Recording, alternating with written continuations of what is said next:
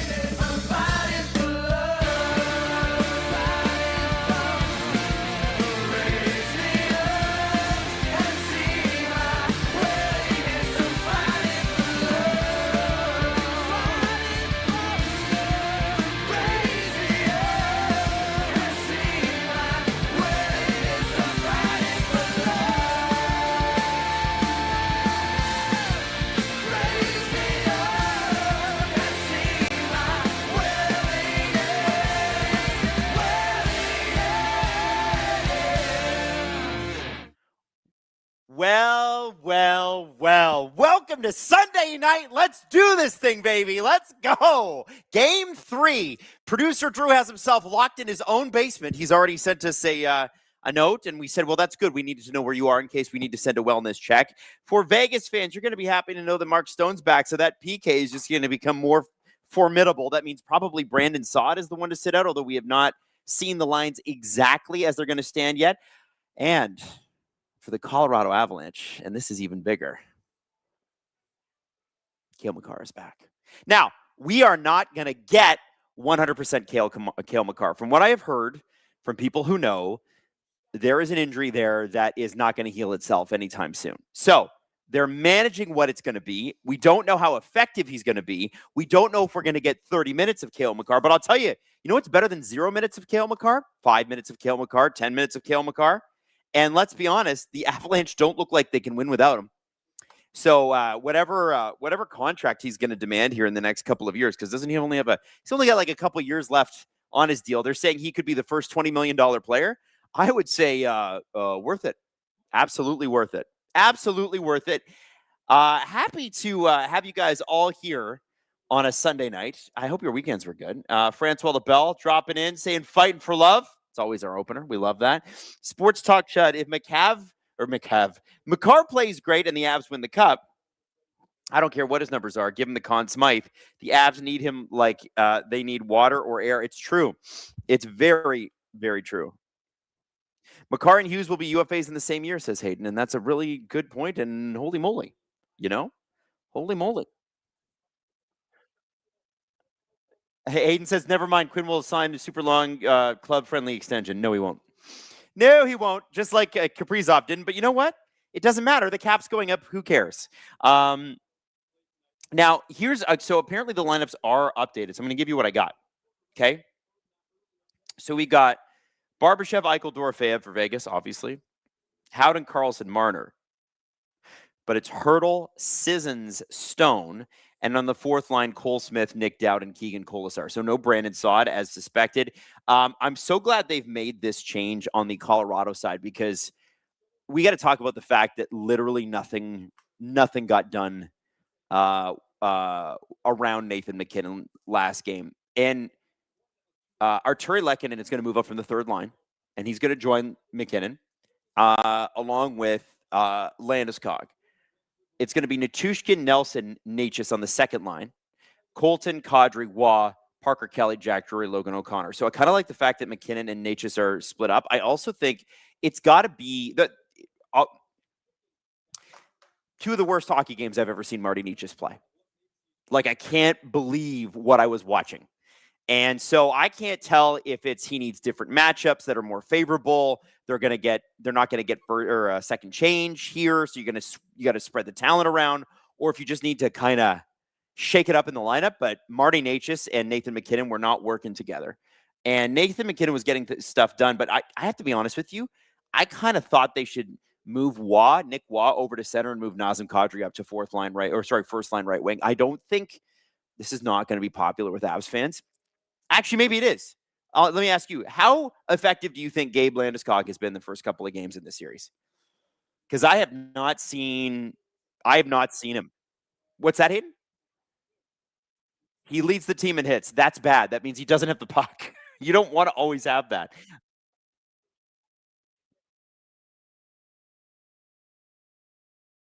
So Gabriel Landeskog has 37 hits. Barbashev has 74. They're their team leaders. Barbashev is a monster in the playoffs. What an awful guy to play against. Vader says, absolutely worth it with Kale. Yeah. Also, you've been an SDPN VIP member for a month, and I love that. Thank you. Doug Lee fan, for my birthday, I want to win the SDPN prize. What do we have to give away today, Hayden? What are we giving away? Oh, a Colorado Avalanche fleece. Look at that. Okay, so there it is. Actually, I have it right here. It's this one. Look at that. Look at that. It's warm and cozy, just in time for the summer. But it'll be great in the wintertime. It is a size. It's a little bit smaller than the normal ones. It's a size. It looks like a medium, potentially a small. So if you're a smaller person, get in on it. Click the link in the description, or if you know somebody who would love this Colorado Avalanche beautiful fleecy, courtesy of Fanatics, will you make sure you let us know and get in on it? Francois DeBell says MacKinnon is a fraud. He can't do it without Makar. MacKinnon can't do it without effective line mates, and nobody can. And McKinnon's line mates have been trash, and MacKinnon's actually getting stuff done. You go back and you watch that game footage, man. He's making stuff happen. It's his line mates that can't execute. I'm serious. Danzig Bear says, can't spell Canes without Natchez. He's a big reason why we've stunk in the Eastern Conference Finals for a while. Maybe he has infected the Avs a bit. Ooh. We got a little venom for our ex there, do we? You know what? I mean, listen, there's no denying that the Canes are not great in Eastern Conference Finals, as they are 2-17 in their last 19 games. But they won last night. And by the way, Canes fans, are we feeling good? Are we feeling excited? That was a heck of a game last night. Sports Talk Chud says, Natchez soft. Hammer Down says, Debbie Downer says, Makar doesn't finish the game. Well, I think Drew is probably Debbie Downer. That's where I think Drew's at right now. Yeah. Can Drew model the sweater? No, Drew cannot model the sweater. And they're showing the intro here at Vegas. They're going to do the big. I don't know. I don't know why they do this. Why do we start the game so early? See all this stuff. Can we just get to it, man? Can we get to it? Girthy Bettman has become a SDP VIP member. What's up, Hayden?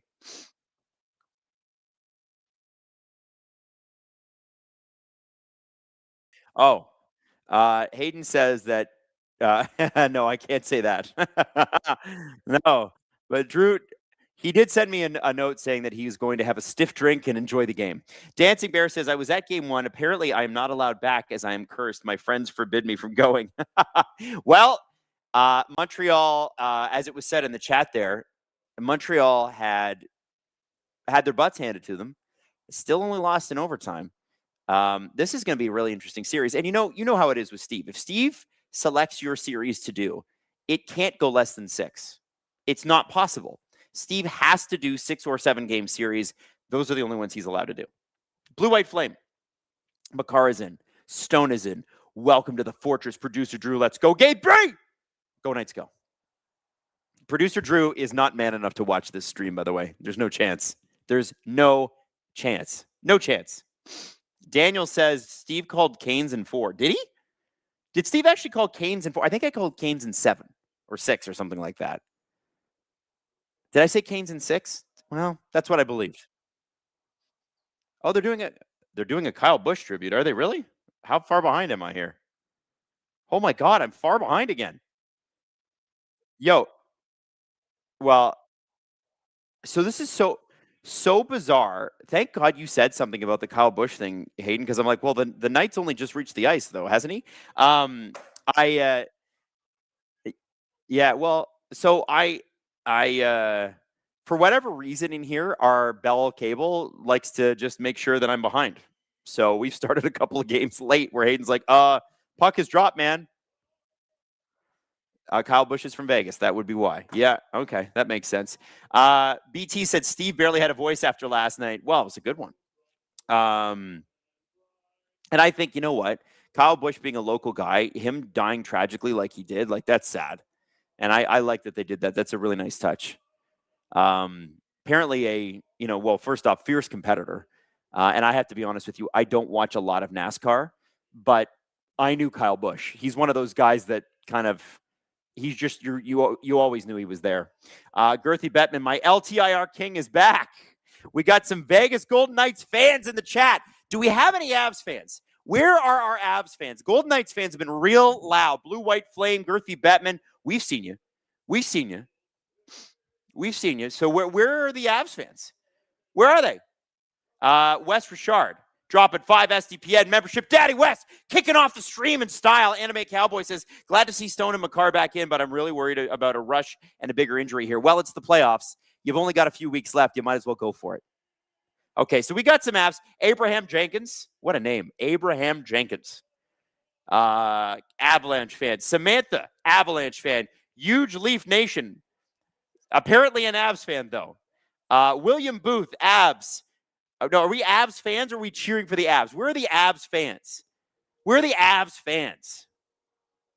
We're like the ones that are like, hey, it's game 46, and I still love the Colorado Avalanche. Andrew Doucette says, I'm a Leafs fan supporting the Avs. Well, I get that. I get that. It's Sebastian Mena. What's the guy that, the very Italian comedian, Meniscalco. Good for him. That seems like a lot of fun to do that. Bat flips and birdie putts dropping 5 SDPN memberships, bringing people into the VIP experience. I love that. It's kind of fitting with Vegas, which created the VIP experience. The Freak Show 777. Hey, Freak Show. It's been a while. Where you been? Unfortunately, I am an Avs fan. Heather the Avs fan is here. Yeah, Heather the Avs fan. What's up? Meniscalco. I love the impression of him on Saturday Night Live. I think that's amazing. Marcelo Hernandez. Yep, he's the man. He's the man. All right, now let's play some hockey. Just Jimmy. Relieved Kale's back. Hold on, Jimmy. I'll get back to you. Now I'm going to have to pause right at the face-off because we got to go. They fake drop the puck. 1, 2, 3, 4, 5, 6, 7, 8, 9. All right. Sorry, Hayden. I did it from the fake puck drop. I don't know. All right. Now they're going to drop. I'll give you the clap when they actually drop here. Ready? 3, 2, 1. There you go. Dropped. Boom. So Cale Makar on the ice with Devon Toews. Let's get going. Maybe, and he takes an immediate hit from Ivan Barbashev because that's what Barbashev does. That's as Hayden. Oh, way up front shot. Oh my God, McKinnon almost hit Landeskog did hit Landeskog with a perfect pass. It was Landeskog whose shot was blocked. Vegas they are all goaltenders on the ice. The entire team. Nice play by McKinnon into Landeskog. No goal there, but close. Dom 834 dropped 5 SDPM memberships. Oh, we're on a roll. Everybody VIP. Oh, we got a giveaway. Barbashev almost got the puck to Dorofeev, who had a beautiful goal in the last game, put the Knights up 3-1, put the game out of reach. Hey, Dom, thank you for those super chats, or sorry, these memberships. Don't worry, guys, I will get to your super chats, but let's just watch the game a little bit here. And the puck is thrown down the ice. That looks like an icing to me. Now I can no, it was waved off. It was not an icing. It looked like an icing. Oh, puck is almost turned over. Nazem Kadri. And Kadri couldn't quite get it. Now into the Av zone it goes. Malinsky. Puck up the ice. Touched at center. And deep into the Golden Knight zone it goes. It's Shea Theodore collecting as both teams change. New look, first, second, and third lines here for Colorado Avalanche. Look at this. They're going to show the Makar thing. He's got the puck. And here's Barbashev. Whap. All right, now, Just Jimmy says, I'm relieved Cale's back. When I broke my collarbone playing, he sent me a get well soon. Go Avs go. Oh, how cool is that? Man, what a wicked dude. That's awesome. I did not know that Colorado Avalanche players sent messages like that. That's very cool. A15H, let's go Vegas. We got more Vegas fans in. The Vegas fans are loud now. They're real loud. They're walking real tall now. If you talk to Vegas fans a month and a half ago, they'd be like, well, it's a bit of a rough year, and, maybe we'll get them next year. Now they're like, yeah, we knew. We knew we were great. We just needed the right coach to bring it out. Shut up. Ignore everything that happened before April 9th. Drew, 4891. Welcome to SDP VIP ad-free. Drew, getting the ad-free experience. He doesn't have to listen to ads on the SDP because he's a VIP ad-free, and you can be a subscriber and do that yourself if you want to. It's $6.99 a month.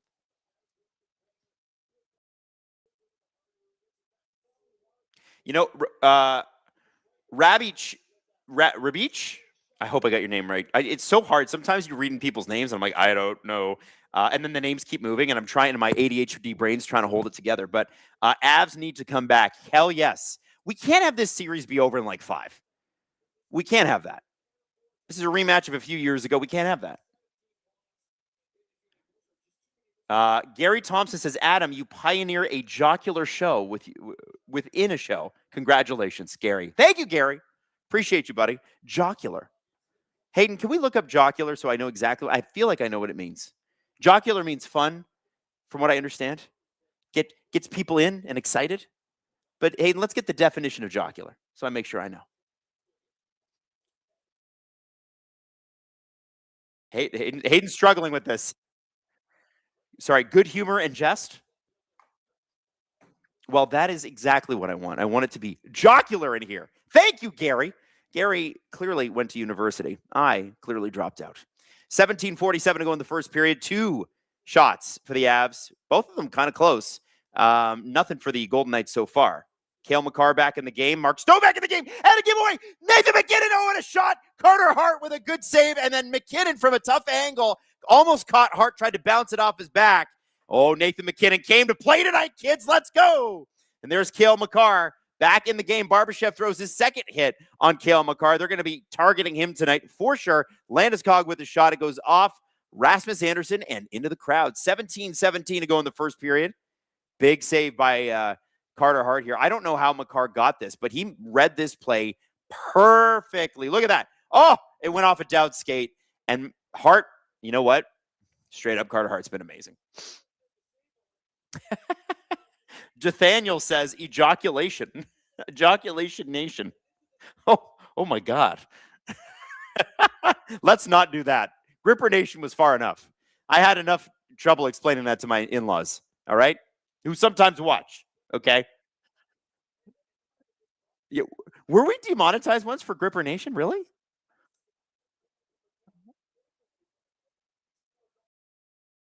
I did not know that. So there was one time where I was basically Jesse got on the stream and said, if we get to 1,000 likes, Adam shows his feet. And then I was like, okay, I have no choice but to go for this. Marner almost tipped one in there. And anyway, we got demonetized that stream. Devontae's on a breakaway. Gets him. Oh, we got a goal. We got a goal. It's Landeskog. Devontae's muscled his way into a breakaway, drew a penalty, but Landeskog, Gabriel Landeskog, who frankly was not all that good the first couple of games, puts it home. The captain. Colorado, 6 shots. Vegas, nothing. 3.5 minutes in, the Colorado Avalanche have the lead. Now, they did have a lead in the previous game. This is merely the beginning. But, Devontae straight up just beats Noah Hannafin in that foot race. That Hannafin looks bad there. Let's just call it what it is. Devontae's beat you? Like, listen, I know Taze is a great defenseman, but Devontae's in a foot race? Okay. All right. Well, listen. Hey, Colorado woke up. Yay. Good for them. We got a series, baby. Let's go. Now, Drew, 48. Oh, no, I already got you, Drew. Giggling Cat dropping the super chat. Very excited. That's a very excited pair in a windstorm, I think. Just Jimmy says, oh, captain, my captain. Let's see. Listen, are the Avs fans in the chat ready to come to life? Because they have been awfully quiet recently. It's been all Golden Knights. And literally, it's like Darth Vader winning all the time. Golden Knights fans embrace this. Shot from the point. Theodore. Ooh. And that went off of William Karlsson, and I don't think Wedgwood saw that. McNabb backhands it in. William Karlsson in for a forecheck as the Golden Knights and Avs change. Third line out for the Avs. Third line out for the Golden Knights. It's Natushkin, Colton, and Waugh against Hurdle. Stone is out there. We haven't seen him a lot this game. Let's see him go. And remember, Mark Stone, if somebody told Elliot Friedman, he was talking on NHL Network, Mark Stone's injury is not insignificant as well. Elliot Friedman said, last week, I would be surprised that Mark Stone played in this series. At least that's what he was told. And so the fact that he's out there tells you he's probably in some pain. And it probably is a pretty severe injury. And it's funny because it happened in the Duck series. And if you guys have been watching with me, oh my goodness, Hurdle, shot, save. Wedgwood kind of checks behind him, and then he gets snowed by Keegan Colasar. He was just skating down the ice on like a fast break. It was nothing. Mark Stone just kind of, I think he got, an injury for being a little bit older. Not doing his stretches. It was, Chris Bro says it was a groin, right? It sure looked like it. I'm not saying it was, but it sure looked like it. Hayden says non-contact injuries are always the worst. Yes, because your body's just giving out. It's just like, no, I just can't. It's not brute force. It's just, I can't fucking do this.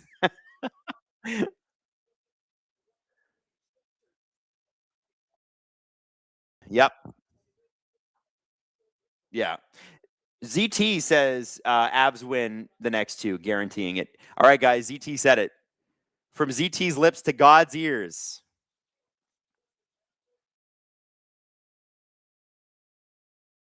I'm just tweeting this out. All right, boom. Got to make sure that I promote the stream that I'm on, which I forgot to do, and I always forget to do before we do this. All right, now Johnny Bear and Garrett Rank, by the way, are the referees. Steve Dangle is not a Garrett Rank guy. I can tell you that. We'll see how they do. Oh, we got a 2-on-1, and it's Jack Eichel and Dorofeev, not the guys you want a 2-on-1. Back to break it up are the Avalanche, and Cale Makar turns that puck around, and I think we got a 2-on-1 going the other way. It's Kelly. Oh, why did you not shoot the puck? Shoot it! It's the Golden Knights, man. They're not going to give you a passing lane. You got to shoot. Golden Knights, man, they know how to break shit up. Like, they're so good at it. They get sticks on everything. You got to shoot that puck. The only way around a Golden Knights defender who's down like that is to shoot it off the pad of Carter Hart and hope your teammate gets the rebound. That's what you're aiming for. Man, that was fun for both sides, though. Nice to see it open up a little bit, SK said, hey, don't forget to like the stream. You know what? I'm going to like the stream. You guys could like the stream. I'm going to go on my computer. Oh, look, there's Adam Wylde liking the stream. If you guys like the stream, it gets out to more people. That's a good thing. So could you like the stream, please? Or do I need to come to your house? and like it for you. Just walk into your house, say nothing, click the computer, click like, leave.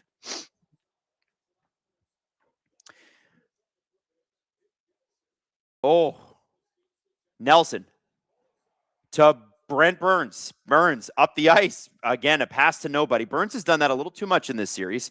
There's been a few panic rebounds, or sorry, a few panic icings from Burns, and a few passes where I'm like, Brent, we are not anywhere in that neighborhood. Good play. Natchez sprung on its half break. Out front scores. It's Nazem Kadri and an unbelievable pass from Marty Natchez. They're coming alive. The Colorado Avalanche are up 2-0, and we're not even 8 minutes into this game. Woo! What a play. Now, I was just giving Brent Burns shit for not making great breakout passes, but look who did. Josh Manson springs Natchez on the partial break, and then Natchez knows he doesn't have the speed to beat both defenders, so what does he do? Behind the back pass, wing and a prayer that Kadri's there, and he nails him tape to tape. Kadri makes no mistake, and that is why you traded for him. He's a dog. Beats Carter Hart blocker side, too. Hell yeah. Woo! Hey, Hayden saying in my ear, Hart should have stopped that. It's true. Mike Schmidt, 10 words or less review for Canadian Grand Prix. George Russell would have had it. Mercedes let him down. Bad flips and birdie putts. I thought the hats were hilarious, so I picked up my Lehigh Valley scoring hat. Well, VIP members will know what we're talking about. I think the squonk thing is also weird, but I wasn't as against it as Steve and Jesse were. Puck shot in. Shots are 7-1 Colorado in the early opening here. As I said before, we're still not 8 minutes into this game. They're up 2-0. This is the kind of start they needed. I don't know if it's just, you switched up the lines. You got Cale Makar back in the lineup. He had nothing to do with that second goal. But they are alive. Out front. Oh, a great play by Drury. Got it down to O'Connor, but the puck just jumped his stick. 12 minutes to go in the first. Kelly to the defender. That's the position he plays. Malinsky can't keep the puck in. And it's Brett Kulak. Pass to center. Oh, redirected right into Braden McNabb's stick, but there's no Vegas Golden Knights forwards ready to take it because they were changing.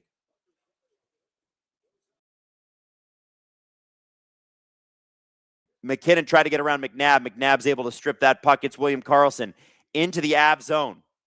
Tays and Karlsson head-to-head. McKinnon digging for it. He's got Kelly. Kelly gets the puck out to Landeskog, goal scorer number 1 in this game. Landeskog to Makar. Makar back to Landeskog, and it goes through his skates and back outside of the blue line, and we are going to have a 2-on-2 here. Nathan McKinnon is back. Tays covering Marner, and what a great play by Mitch Marner to mark, or sorry, who is that? That's Brett Howden, and Howden just couldn't get his stick on it. Well covered was Mitch Marner, and a great play, but Howden just could not finish. Lehkonen. Landeskog at center, gets the puck stripped. Landeskog able to fall and tries to get it to Lehkonen. Landeskog still cannot change. Smith tries to deke out Brent Burns.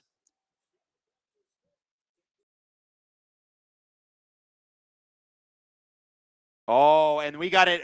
Wait, why is that a penalty? Cole Smith hit Josh Manson. Why is that a penalty? Is that a knee? Is that what that was? Elbow? What is that? But he had the puck. Did he trip him? You think he tripped him? Okay, is it a stinky knee? Oh, yeah, that's a stinky knee. Okay, I get it. All right, a little bit of a stinky knee. Yep, okay. Now, let me get to the rest of the super chats. Sports Talk Chud. Stop effing crying and just shoot it. That's right. Exactly. Wes Richard dropped 5 SDPN memberships. Thank you, Daddy Wes. Appreciate having you here. Giggling Cat has the dancing pair now. First fist bump, I guess. Fist bump. Logan Prescott. Drew might enter the chat soon. I don't think Drew believes this for a second. Drew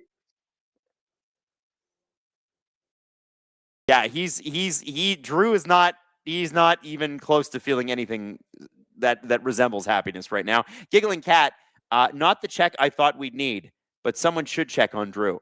Well, Hayden did, and he sent him the Kobe emoji. The job's not finished. Francois LaBelle, I double dare you to come to my house and click like before the end of the stream. By the way, I already clicked like. Well, guess I'm not coming over, Francois. I guess not. Man, what a start for the Avs. And good for Bednar for having the cojones to make some changes. The McKinnon Landeskog thing was not working. And actually, Nature's set up Nazem Kadri was not Brock Nelson, but he is playing with Nichushkin and Nelson. You know what's interesting? Brock Nelson has been suspiciously quiet in this series. Am I wrong on that, Hayden? Have you seen much from him? Like, he's been quiet all playoffs. Yeah, like he didn't really factor into the Minnesota series all that much. Won some key faceoffs and stuff, but like, I guess, everybody plays their role, but I would expect Brock Nelson to score some points. Freak 811, thoughts on Rosenquist winning the Indy 500? To be honest with you, I haven't had the chance to actually watch the Indy yet, so I'm going to watch it, but not yet. But good for Felix Rosenquist. That's awesome. I don't know how he did it. I was watching the Canadian Grand Prix, and then I had prep to do because after this game tonight, I'm recording with Tim Haraney. And then tomorrow morning, I'm doing Adam Wylde and Jackson, then Steve Dangle podcast. It's a real broadcast heavy next 24 hours for me. Actually, next 18. It's going to be sweet. I'm going to get a little sleep in there, too. By the way, people are saying Brock Nelson's starting to show his age. Ooh. I mean, he looks, everybody says he looks his age already. Yeah, his real age or his Civil War age? Which age are we talking about here? So the Avs, who have had the start from heaven, are now going to be on the power play. Now, here's the thing. Shot! Oh, good save by Carter Hart. Riley Smith is in the box. Marty Necas with the shot. They haven't been great on the power play. But that's, I would say, because nobody's been great against Vegas on the power play. Vegas's power play, or PK, has been phenomenal all playoffs long. Good face-off win for them, though. Bob says Drew has seen a 3-0 lead blown. Crying Wild fan. I'm sorry, Bob. Let's not bring up that series. Hayden, I've got Hayden in a good mood tonight here.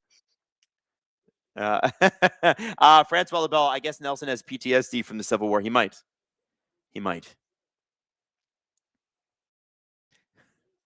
Darth Kenobi says Kadri is 35, by the way. I know. The man is old, but he plays like a young man. Old in hockey terms. Oh, Necas can't keep that in. Oh, Necas falls. Oh, no. We got a 2-on-1 on the Big A. Saved by Wedgwood. Batted out of thin air by Dowd, and they are not able to take advantage of it. But Marty Necas, who has had let's be honest, he had a great play, but he's had a disaster third round so far. Marty Necas blows a tire and creates a 2-on-1 for Vegas on the PK. Something they've seen many times. And then he promptly brings, oh God, jeez. Marty Necas, man. He needs more good stuff coming his way. Cale Makar was able to keep that puck out. How did that happen? He tripped over the red line.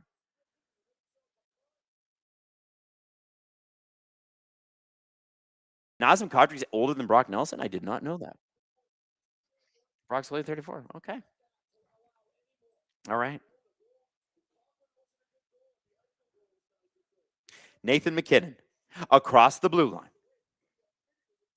And back in come the Avs. Landeskog against the half wall. He's got two players on him.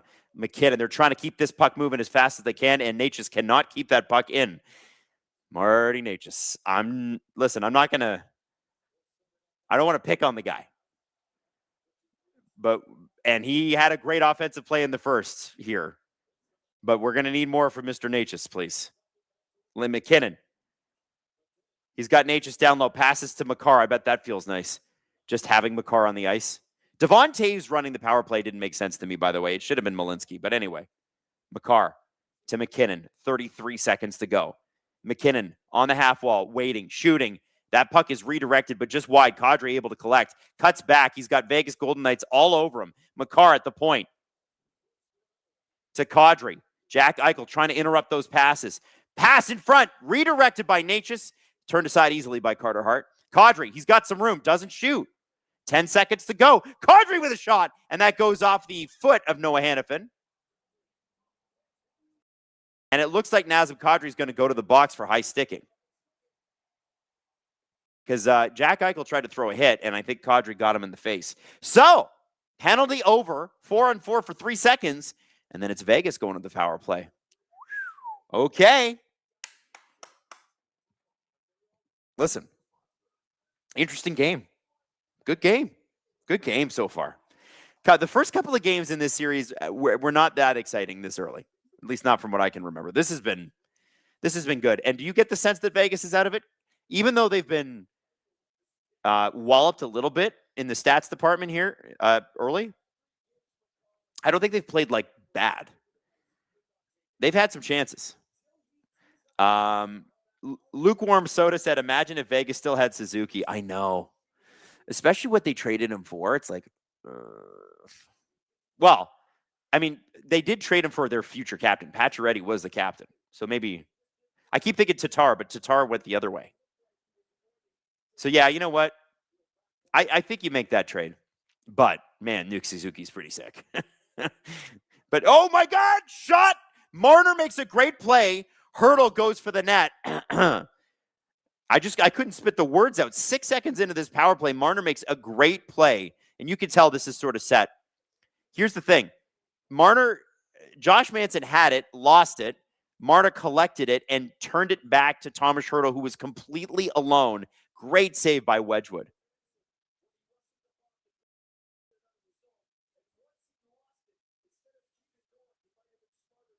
Okay, so it's going to be Hurdle. Nelson wins the faceoff draw, and Taze fires it down the ice.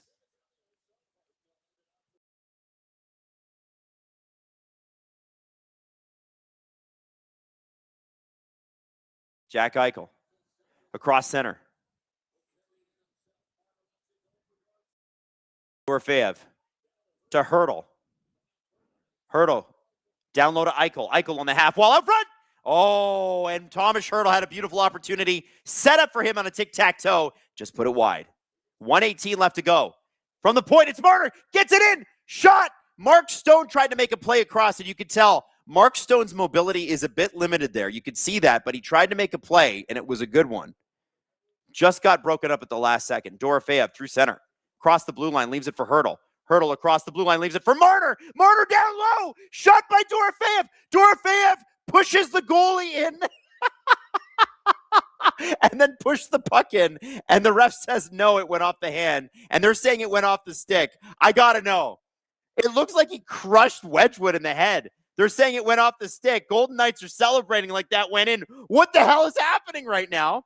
You know what? The Golden Knights are doing the right thing right now. You celebrate. You celebrate as if it's a goal. So the ruling on the ice is it was a hand puck. Now they're going to look at it. Let's see what happens. So Marner makes this great play into Dorofeev. And Dorofeev, yeah, he got it with his glove. It went off the glove. You can't tell from that angle. Yeah, Burns does bury him, but look. Yeah, that's off the glove. Even partially off the glove. Slow it down, Sportsnet. No, that's not going to count. That's a punch in. Still, I got to respect. Here's what Vegas does, right? They do this perfectly. They're like, it's a goal. It's a goal. It's a goal. It's a goal. And everybody celebrate like it's a goal. You must sell it. You must sell it. That's a veteran playoff team move. You sell that shit. Oh, wait. Wait a second. From that angle, that last one, it did look like it was up. Now, if Sportsnet would just slow it down a little bit more, slow it down. Don't show me his numbers. We can't see that angle, guys. Hayden makes a good point. Is it above the crossbar, even if it does make contact with the stick? That's a good question. I don't know. Okay, slow it down further. Here we go. He punches. Oh, I think it goes off. Oh, no, I think it goes off the tape. I think it goes off the tape, guys. I think Vegas might have a point. Slow it down, but it's a high stick for sure. That's at very least, it's a high stick. And Dorofeev gets crunched by Burns afterwards. It's like a car crash. Here's what I think. It might be, Hayden made a really good point. It might be a goal by the letter of the law, as in like it went off the stick, but it might be a high stick too. It's over the crossbar, so that's a high stick. This is awesome. Yeah. Hey, Hayden is making a very good point, which is we're in for like a 5-minute review here. So it's a goal, but it sure looks like a high stick. To me, that doesn't go off his glove. That is for sure. But the problem is where he's at. If his hands and the stick are above the crossbar, it's a high stick. I don't think they overturn this. I just think they might overturn it for different reasons. Okay, poll is in the chat. Goal or no goal? Give us your predictions now. Man, Mitch Marner has been a factor tonight. A factor on that power play. Okay, ref coming to make a decision here. Call in the ice stands, no goal.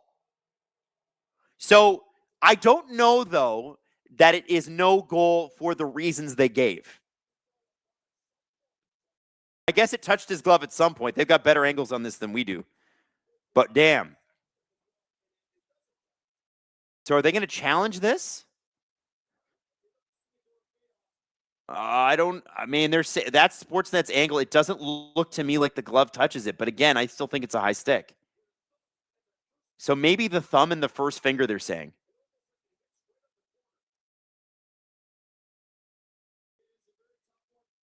I don't know, man. I don't know. Do you challenge this if you're the Knights? Yeah, Kulak, I also think. Yeah, they do have 57 seconds left on this power play. You're right. Yeah, maybe you don't challenge it. Okay. So we're going to play some hockey. No goal, but an exciting play. All the same. There's been no answer for Marner on this power play. He's been phenomenal. And the ref you suck chants are ringing out at T-Mobile Arena, as you would expect. Dorofeyev on the half wall to Marner. Marner down low. Eichel not able to get it. Taves comes up with it, but Hertl and Eichel are all over him immediately. Puck lodged against the boards. Manson. Kelly. Kelly's got the puck. He fires it to center, and we got a breakaway. Jack Drury's on his own. Jack Drury with a goal! What a goal, Jack Drury on the penalty kill!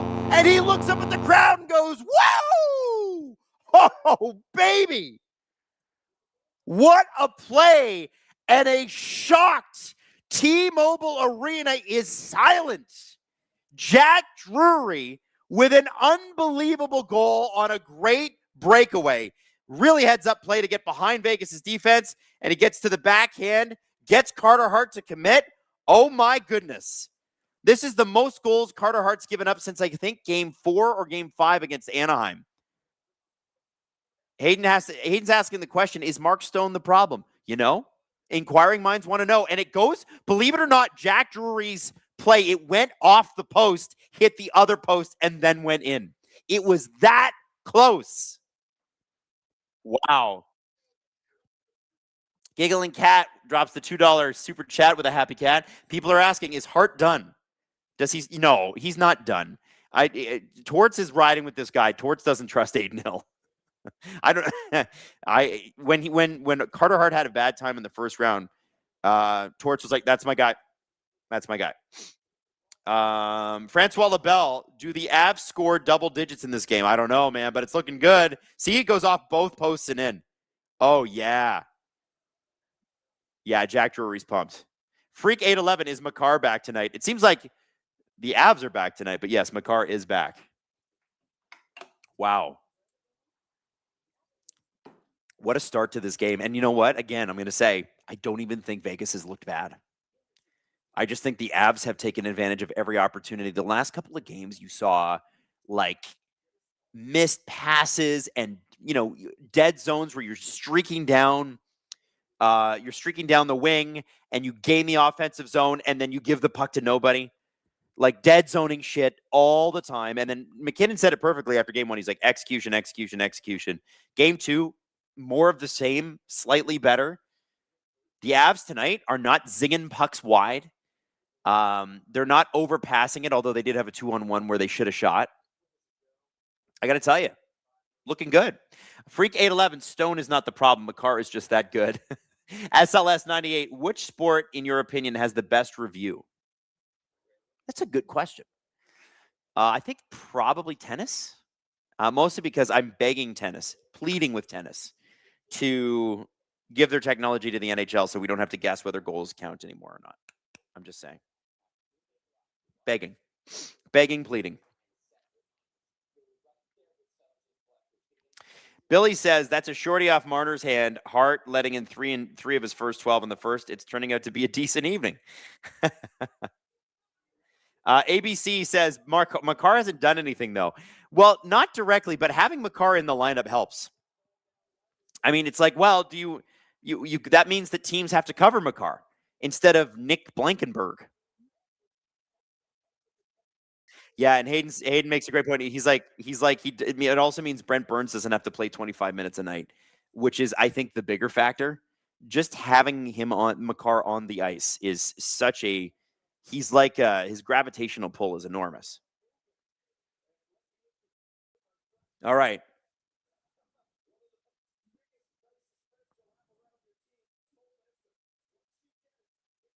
Freak 811, I think Hawkeye tennis is now being used in the NFL. Not sure, but I think I heard about that. Well, it should be. It's amazing. And strangely enough, the NHL could use it too, but they choose not to. They're just being cheap. 6:29 left to go in the first.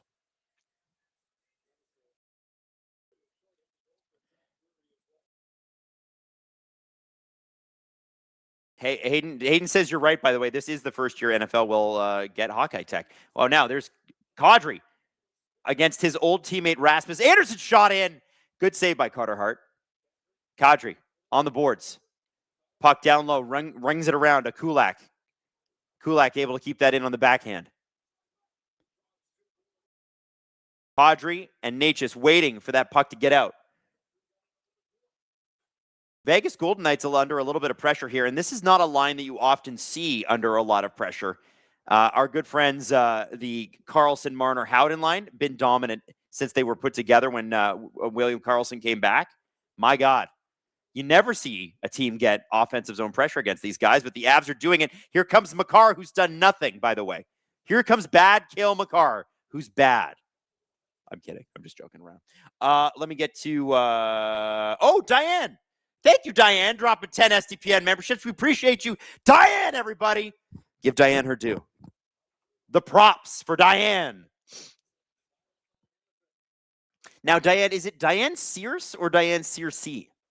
Like Cersei Lannister? Or is it just Sears?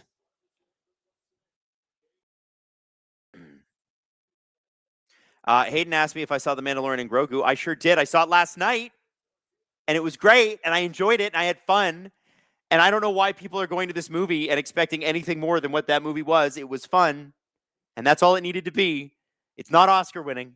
It's not Andor. If you're expecting Andor, it's not that. Shot. Oh, getting it towards the net.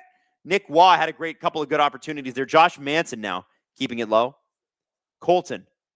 Avs continuing the offensive zone pressure here against lines that you just don't often see it against. Burns gets the puck past Sissons back in the Colorado zone. Oh, bad play. Puck across to Hurdle. Hurdle in on Manson. They've been jawing at each other all series. They do not like each other. Natushkin. Colorado trying to get this puck out. Now it's Vegas' turn to have a little bit of offensive zone pressure. 4:04 left in the first period. Puck is fired down the ice. We got an icing call. Freak 811 says, I'm excited for Masters of the Universe. Well, that one, I gotta be honest with you, that one predates me. I never watched Masters of the Universe. So Hayden's pumped. I don't get it. So it's bad. Who's Skeletor then? Oh, Jared Leto's Skeletor? Yuck. No, Jared Leto should not be in movies. He should be running his cult somewhere. All right, here we go. 3:59 to go in the first. Face off in the Colorado zone. Ref fake drops it. He's going to give the kids a sturdy lecture and a pat on the bottom. And then he's going to drop the puck. There it is. William Karlsson wins it to Mitch Marner. Marner across. Shot by Theodore. That goes wide. Howden after it. Burns behind. Burns is looking real slow, man. You cannot play him this much. McNabb. Shot. And it hit, I think, Natushkin and then William Karlsson, and now it's back out at center. Avs are going to be able to change here, and they need it. Can you get Brent Burns off the ice? Can you play him less? Manson.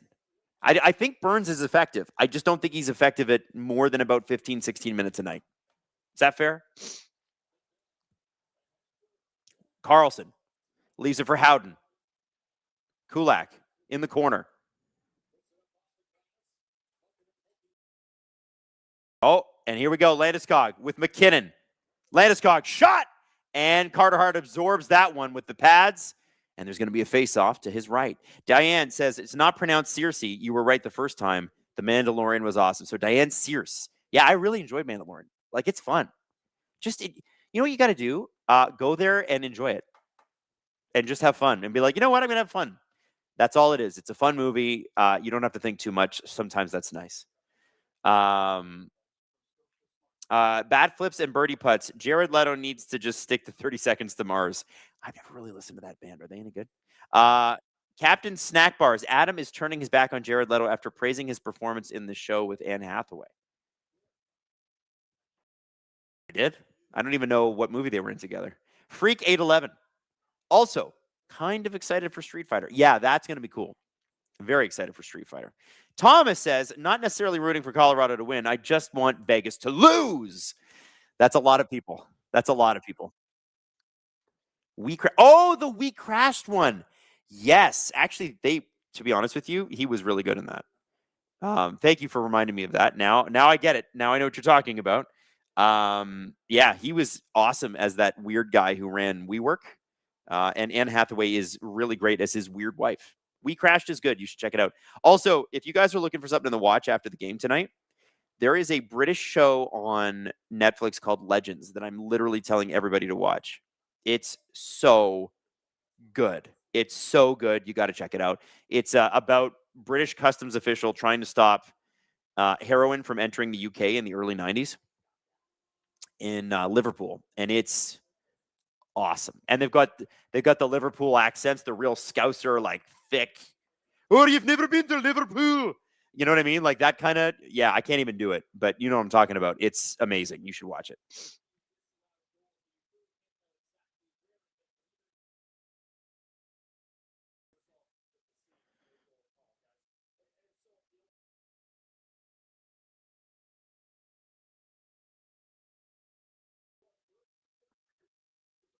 So it would have been a high stick regardless, but they say it went off the glove and then hit the stick. Okay.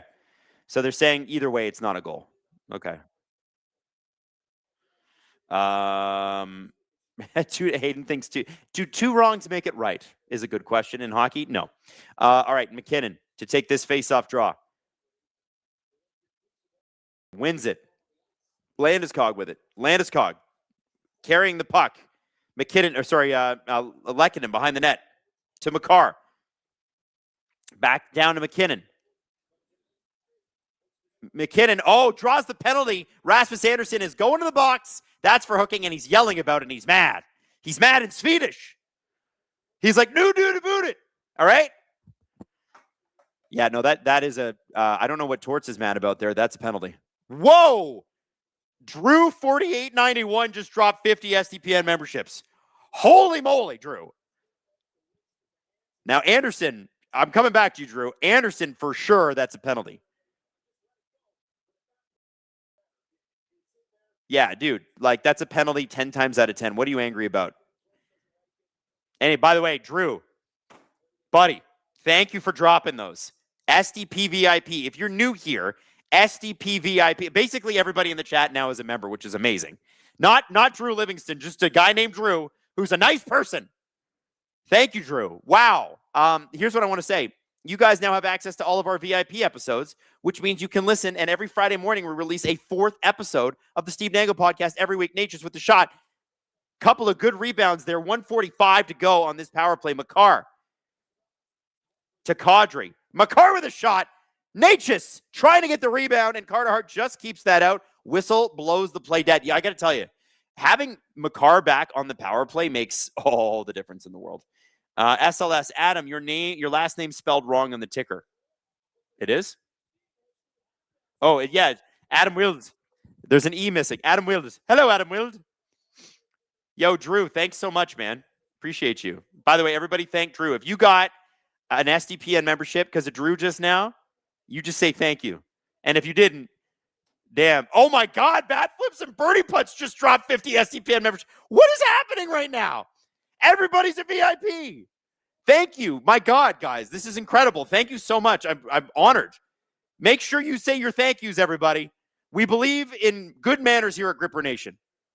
Kadri, down low to Landeskog. I'm trying to properly thank you, but also call the game. 1:20 to go. 2:09 left to go in the first period, and we got a penalty? Or is it offside? Wow. The memberships are still dropping. They're trying to find new people to drop them to. This is crazy. Guys, thank you so much. That is extraordinarily kind of you. Extraordinarily kind. It's still dropping the memberships. It's still trying to find people to give memberships to. This chat's amazing. You guys are out of control. It's the best. 1:15 to go. Natchez. Puck intercepted by Dowd, and McNabb is going to clear this just out to center. Makar back to collect it. 1:05 to go on the Colorado power play. 1:53 to go in the first. Makar leaves it for McKinnon. McKinnon through center. Tries to get it to Landeskog. Landeskog along the boards. Landeskog fighting for it. Natchez with him. Puck is on the blue line, and they're able to keep it in. Everybody is just swinging and missing at this puck. It's like bad golf.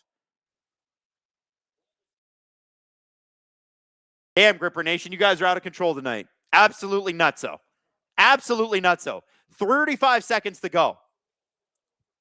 Oh. Did Eichel just get hit in the face with was it a puck or a stick? Oh, it was by his own player. Jeez. Diane also dropped 10 between the 250s. Diane, did you really? Did I miss that? Oh, Diane. Oh my God, Diane. Wait a second. I don't see it. Where is it? The chat was so fast we couldn't see it. It's not showing up on my ticker, Diane's. But she did. Okay, well, Diane, thank you. I didn't even see that you did that. It's incredible. Guys, listen, I want you to check out the VIP content. I want you to, if you like it, if you love it, I want you to stick around and become a VIP subscriber. Oh, what a hit. Oh, my God. Oh, my God. Thomas Hertl is down. And I think that was just they ran into each other. I don't think Brock Nelson was like, yeah, I'm headhunter Brock Nelson. I think that was just a natural, they just kind of hit each other. 40 seconds, he thought he was a redcoat. Stop it. Are we making Revolutionary War thing? All right, now what happens here? So Nelson is going to the box.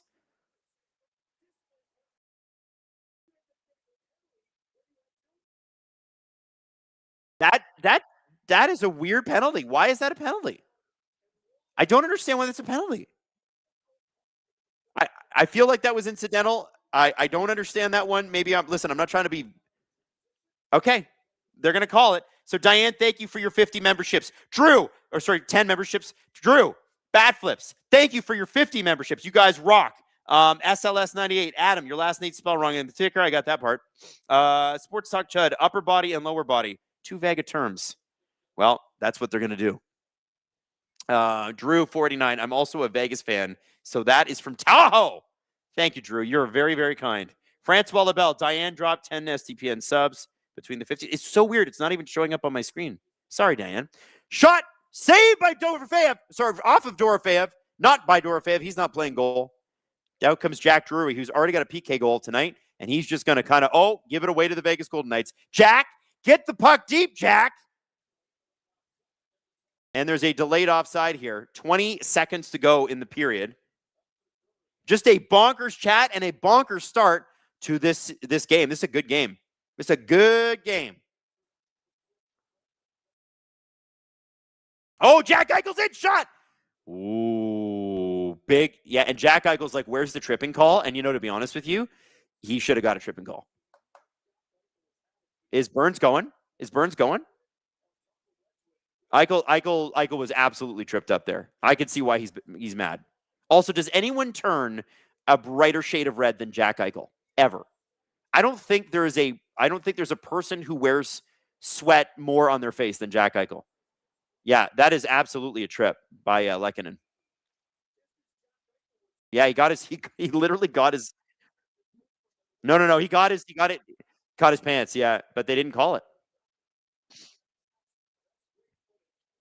All right, hang on. Yeah, I get why Vegas fans are booing that. That is more of a penalty than the Nelson penalty to me.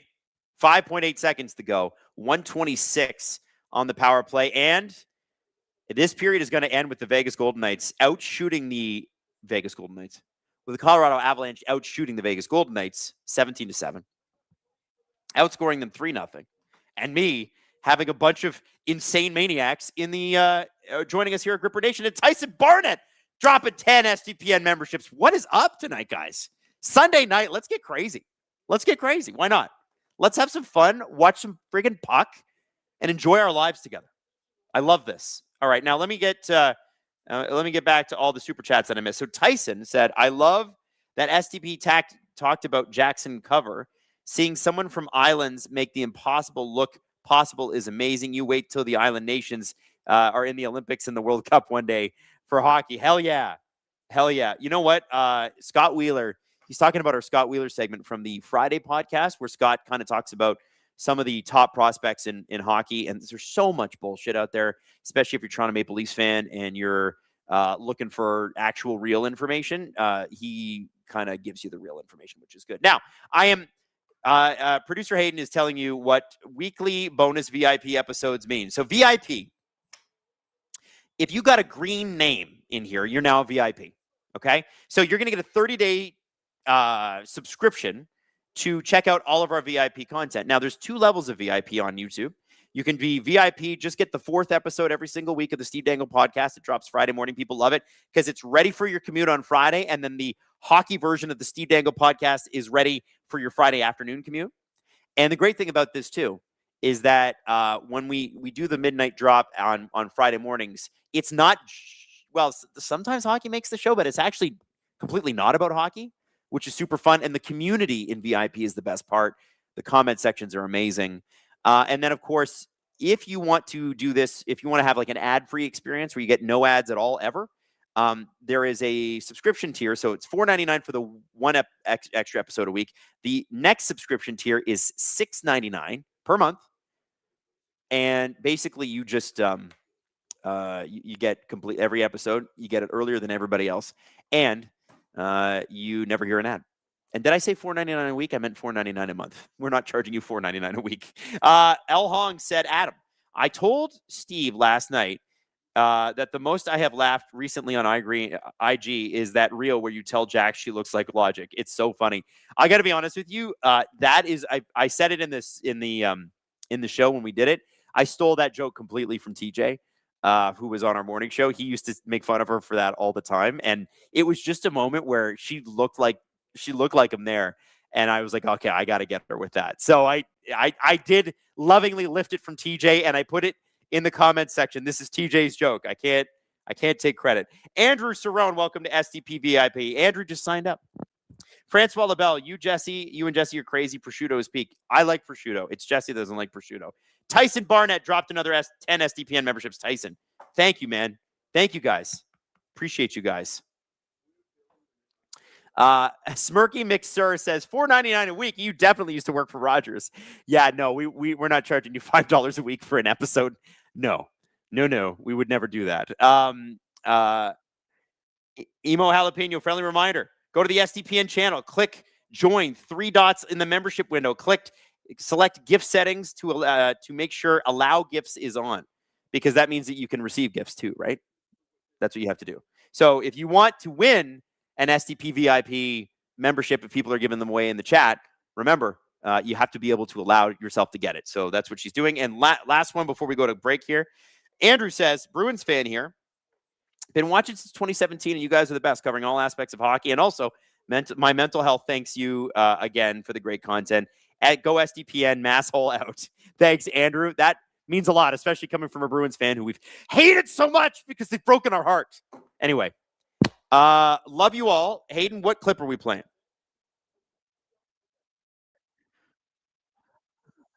Okay, let's get you some highlights. Best of the WHL final and the QMJHL final, hosted by Steve Dangle. Some of these kids are getting drafted. You might want to learn their names. Check it out.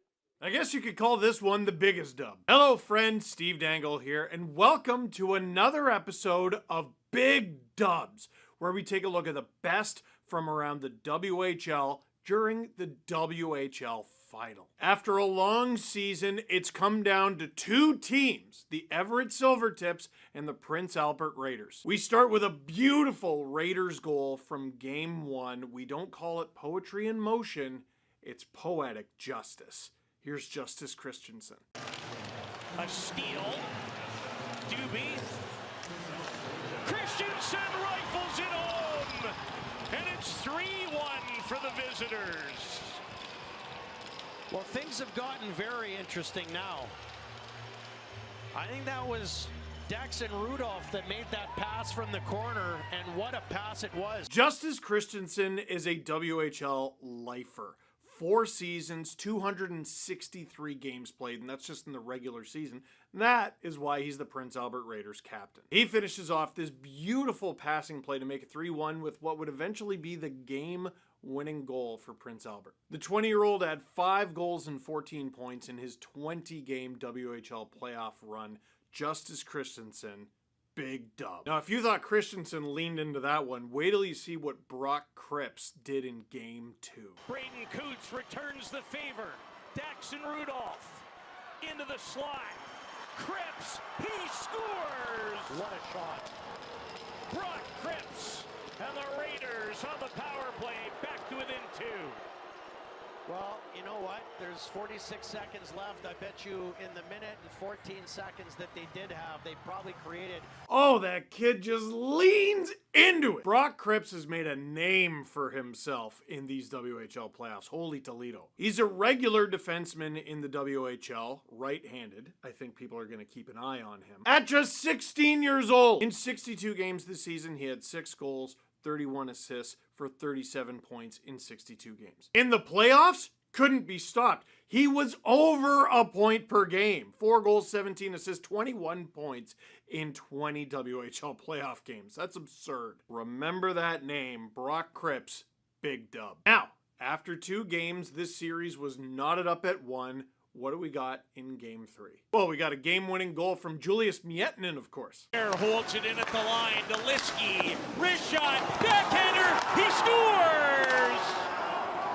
Julius Miettinen and the Silvertips find themselves in front.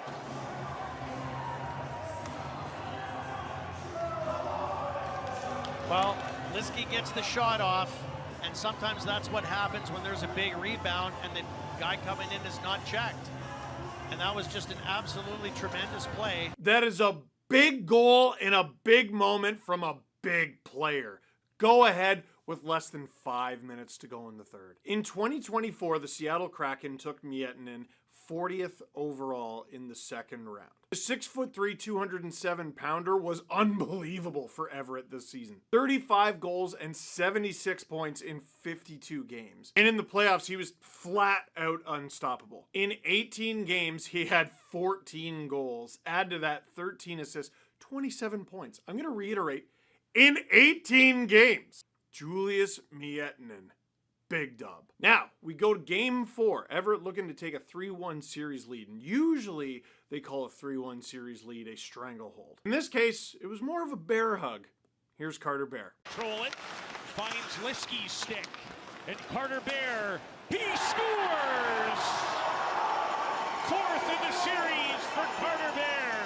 And the Silvertips lead by a pair.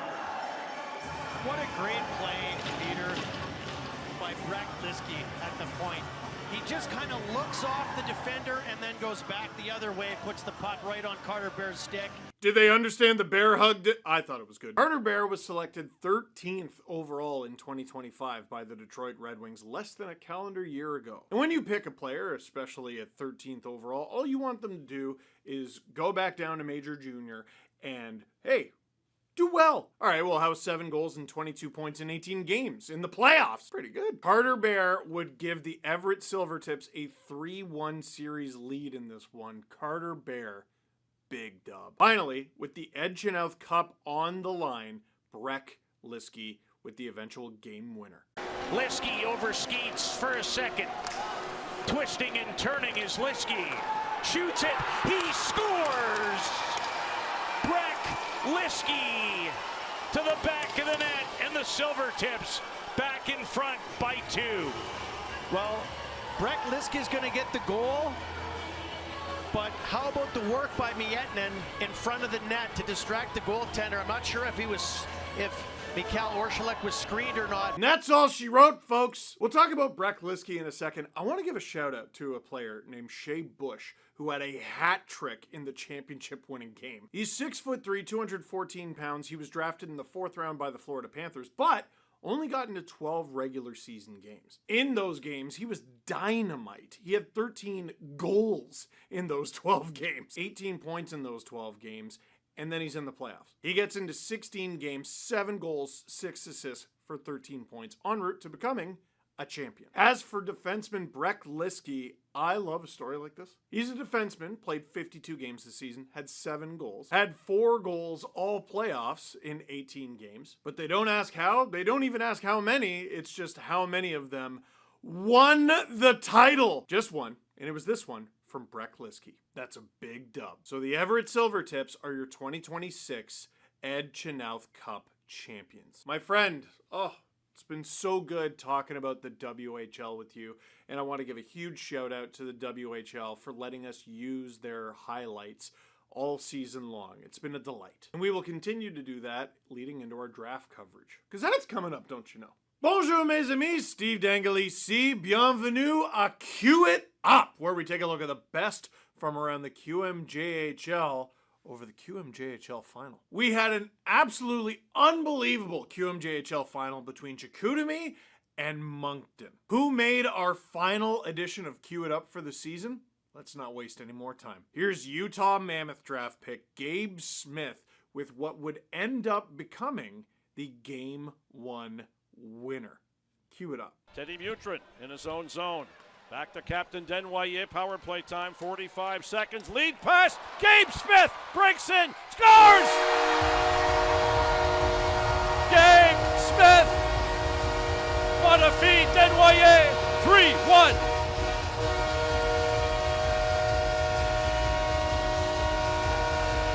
Gabe Smith, who already has a Gilles Corteau trophy, won it last year, already gets to work in the QMJ final again. The 103rd overall pick from the 2024 draft had an unbelievable season, just setting personal bests in everything. When the Utah Mammoth drafted Gabe Smith, he had 9 goals and 23 points. The following season, he had 20 goals and 39 points. This past season, in 60 games, 34 goals, 77 points. He was magical in last year's playoffs with 22 points in 19 games. He somehow did even better this time around. In 21 games, he had 19 goals. Add to that 14 assists, 33 total points. What a season from St. Andrews, New Brunswick's Gabe Smith. Now, we skip ahead to Game 3. Series is tied 1 game apiece. A wild review in Game 3 leads to an overtime victory for Chicoutimi. Cue it up. Wong, un tir de loin dévié. La rondelle s'en va derrière le filet. Ricard veut reprendre. Ricard en va devant. Le tir, quel arrêt de Guimond là-dessus. Et Desruisseaux se demande si la rondelle n'a pas été arrêtée à l'intérieur de la ligne des buts. Oh, c'est venu bien prendre encore une fois un drôle de rebond. Ben, en fait, c'est Émile Ricard qui a remis rapidement devant le filet alors que Olivier Bouchard demande d'aller à la reprise vidéo. Oh! C'était serré, mon ami. Ouais, donc... Ah, but! Victoire! Victoire! Des Sags! Comment Desruisseaux! C'est 2, Jonathan! Eh bien, Wow! un match de fou qui se termine par aucune autre façon qu'une situation complètement folle. Thomas Desruisseaux of Chicoutimi had no idea. Point to center ice, pandemonium. Playoff style goal, banging away, crashing, and he gets it across across the line. Desruisseaux had a very, very good season in Chicoutimi. Personal best in everything. 24 goals, 52 assists, and 76 points. In these playoffs, it didn't come as easily for him. 13 points in 20 games. This is one of the 3 goals that he scored, and it was massive. So, is Chicoutimi going to run away with this series? Well, Moncton had other plans. Here's Ryan Chudzinski with less than 6 minutes to go with the eventual game winner. Villain derrière le filet. Face à Berthelot. Villain pourchassé. Réussit à garder de justesse la rondelle. Envoie devant pour Smith. Smith, une passe en enclave. Lansbury, son tir dévié là, d'équilibre et le but. Chudzinski qui donne les devants aux Wildcats pour la première fois de ce match. Ouais, avec moins de 6 minutes à faire en troisième période, 5:45. Gabe Smith encore une fois sur la glace pour le but. Chudzinski had a real breakout playoff for Moncton. QMJHL rookie had a good rookie season with Moncton. I mean, that's difficult. Yeah, you're joining a good team, but that doesn't mean everything's going to come easy to you. You're going to have to fight for ice time. In 54 games, 21 goals, 38 points, not bad. In the playoffs, those points per game go through the roof. 17 points in 21 games. And that will tie this series at 2. Game 5 of this series was wild. And at first, it seemed destined for the Wildcats. Moncton led 4-0. Chicoutimi would score 1, 2, 3, 4, 5, 6 straight goals to take the lead and then some. And with the 6th unanswered goal for Chicoutimi, here's Maxim Schaefer. Massé, envoie devant Schaefer. Schaefer, quelquefois veut couper. Maxime Schaefer, son tir! Maxime Schaefer, c'est 6-4! C'est incroyable. Maxime Schaefer qui connaissait un match compliqué au cours des 40 premières minutes de jeu. Là-dessus, là, va permettre aux Saguenayens d'ajouter un autre but en avantage. Strong move by Maxim Schaefer with his first goal since March 12th, by the way. The 3rd round pick of the Washington Capitals wants to add another trophy to his case. He already won one in Germany with the Berlin Polar Bears, which is an amazing name. Chicoutimi would go on to win this game by a score of 7-6 in a humble and calm affair, which would take us into Game 6. And in Game 6, Alexis Toussaint gives Chicoutimi a 1-0 lead. In the second period, Liam Lefebvre, 2-0. Moncton not going away quietly. Caleb Denoyer bringing Moncton back to within 1. But near the end of the second period, Emmanuel Vermette makes it 3-1 Chicoutimi. A pair of empty netters ice it and cue it up. Le Royaume l'espérait, le Royaume l'attendait. Eh bien, le Royaume retrouve sa couronne. Les Saguenayens sont champions du trophée Gilles Courteau.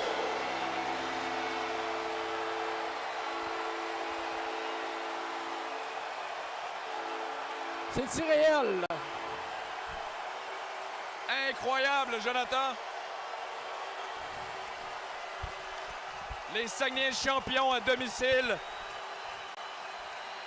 Le Royaume l'a espéré, l'attendait et aujourd'hui, le Royaume retrouve sa couronne. Quelle performance des Saguenayens qui pourront soulever le trophée Gilles Courteau. Ouais, écoute, aucunement volé là, lors de cette prestation. Il faudra se rappeler du 5e match, remporté de façon complètement folle par les Saguenayens, 7-6. Congratulations, Chicoutimi. You are the 2026 QMJHL champions and winners of the Gilles Courteau Trophy.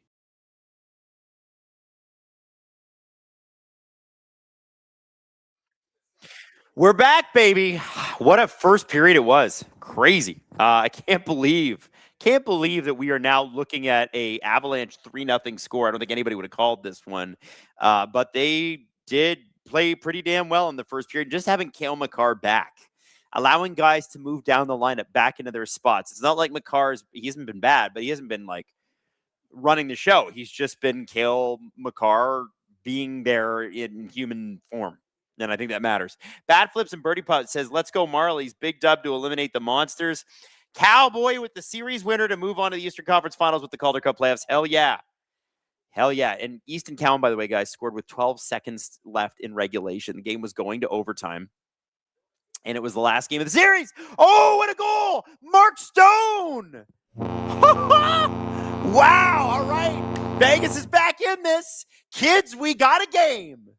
We got a game, and a great goal by Mark Stone. Perfect setup for the captain. Like, just perfect. Puck is dumped deep right off the first faceoff.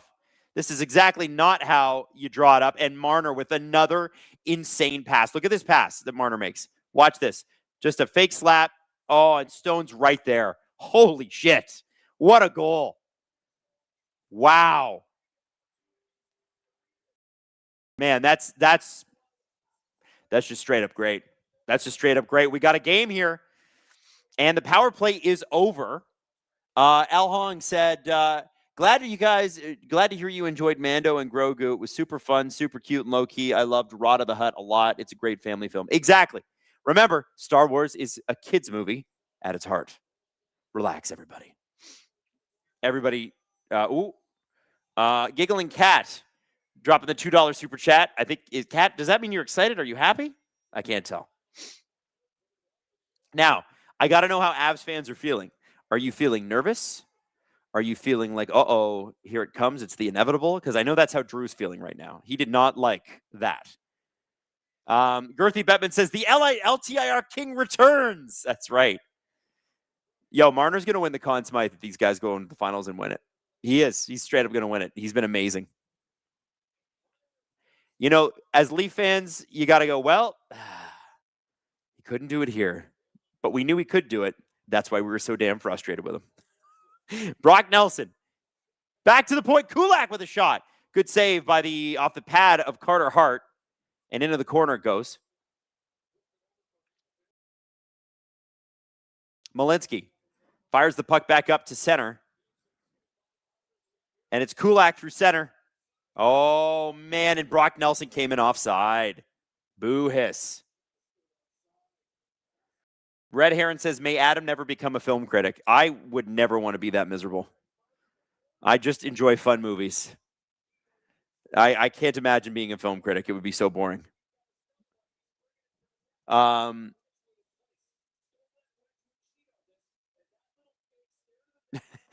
says, playoff Marner is something else. Not Toronto playoff Marner, though. It's true. Straight up true. He's amazing. He has always been this good. There is that true. That has always been true. He just couldn't execute. I also want to point out to people that no Toronto Maple Leafs team that Mitch Marner ever played on was as good or as deep as these Golden Knights are. I mean, this is a pretty damn good team. Shot by Jack Eichel. Oh, terrible coverage by the Abs there. And it is the pressure continues. Puck is back out to the point. It goes by Barbashev, and Barbashev had to race Malinsky back. Oh, puck intercepted. Colton. And Natushkin tried to whack at it, but Carter Hart's able to pick that up. Giggling Cat says YouTube lets you send super stickers as well as super chats. That's a heroic lemon lime that I've decided is the Golden Knights, and the pear dude is for everybody else. Oh, I got it. All right, now we get your artistic vision. Sports Talk Chud. Fans are never confident in their own team's lead. You know, Bruins fans always felt to me like they were, at least against the Leafs. Maybe I'm wrong. But I always felt like the Bruins, or you know what, even when Bruins fans went down, they were like, you know what, it's the Leafs, though. We'll catch up. Anime Cowboy, I'll remember it's just for kids the next time I see a fight over Pokemon cards. Listen, I'm not saying that we grow up ever. I'm not saying that. 17:44 to go in the second period, excuse me. McKinnon lining up. The ref giving it to the Vegas Golden Knights center. Can we just drop the puck, please? No one cares about your lecture. Manson with a shot. Lehkonen tried to get it off the off the backboard, excuse me. Manson. Down low to McKinnon. McKinnon fighting. Shot by Landeskog, and that goes right on target. Carter Hart's able to make that save, and it is flipped away into the corner. Back out to McKinnon. His stick's tied up by Mark Stone. And back come Hurdle. Stone. Oh, puck is taken down.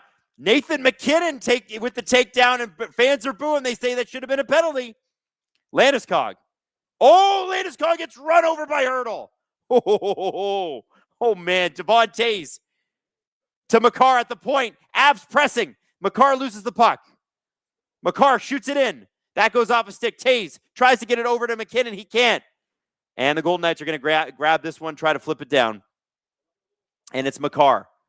And he's got Kolasar all over him. Kolasar trying to create a turnover. He does to Dowd. Oh, and at the last second, Devon Tays is able to interrupt that play, but Nick Dowd had a beautiful chance.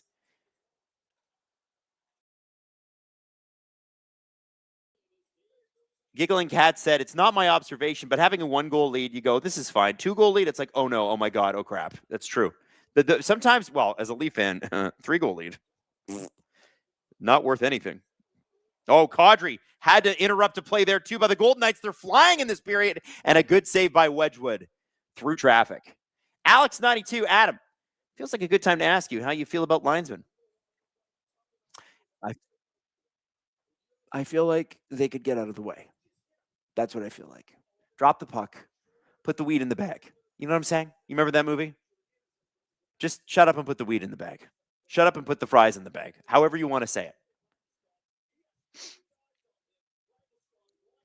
Chris Bro says 3-goal lead is usually the worst for me.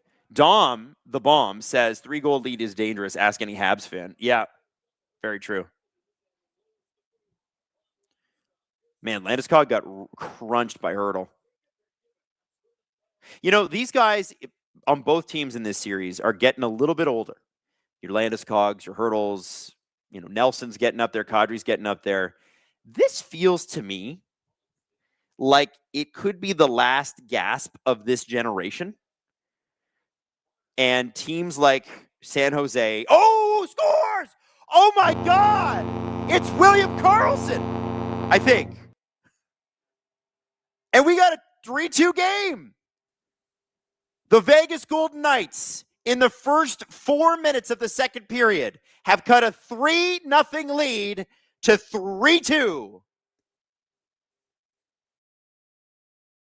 So Marner on this one again gets the puck in down low, and it literally bounces off a few bodies. It goes right to William Karlsson, who bats it home. That's just luck. Right place, right time, but you got to be good to be lucky and lucky to be good. Damn. Wow. Giggling Cat dropping the super chat. There's the happy lemon. Drew, 4891, just dropped 20 SDPN memberships. Drew, you must have dropped those right before that goal went in. It's now 3-2. Avs fans, how we feeling? Golden Knights fans, are we walking a little taller and prouder again? Oh boy. If you're Bednar, do you call a timeout here? Just get the boys back on side here. What's going on? Oh boy. Oh boy, this game, man. Hayden says we might be seeing a new type of wood later. Is it for furniture or outdoor? Girthy Bettman, I need another drunk Wild Bill speech this season. Yeah. Drew48 says producer Drew is having heart palpitations. And you're not even that Drew. You're not Drew. You're not producer Drew. You're just Drew. You're just Drew, who's a good guy. Not producer Drew, who lives to annoy the internet. You got to respect it. Puck misses its intended target in Ross Colton, and it is an icing call. Puck will go back down into the Avs zone. Damn, dude. Just keeps happening. The Vegas Golden Knights just keep happening. They've got so much confidence right now. They're just unbothered. 3-0 would be a dagger for the Toronto Maple Leafs, the Leafs teams that I've seen. They'd be dead. They'd be dead. Vegas Golden Knights are like, yeah, we'll be fine. It's crazy.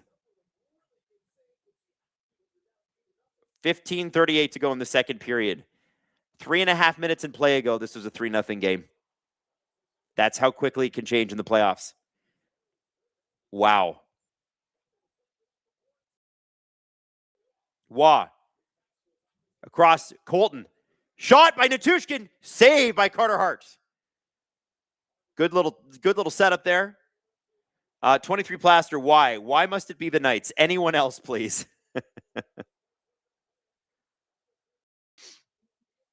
So that's William Karlsson's first goal of the playoffs. Not to say that he hasn't been effective. He also missed half of the playoffs so far because he had that injury in November, and he finally was able to get back out front. Oh, we got McNabb with it now. Oh, and it looks like Brent Burns is going to go to the box for, I don't even really know what it was, but he did something to Dorofeyev there. And then he knocks another body over. It's 6-on-5. Marner at the point, controlling the mini power play, the 6-on-5. Marner. Eichel. Across. Oh, and it goes off the post. Colton is going to touch this finally. Wow.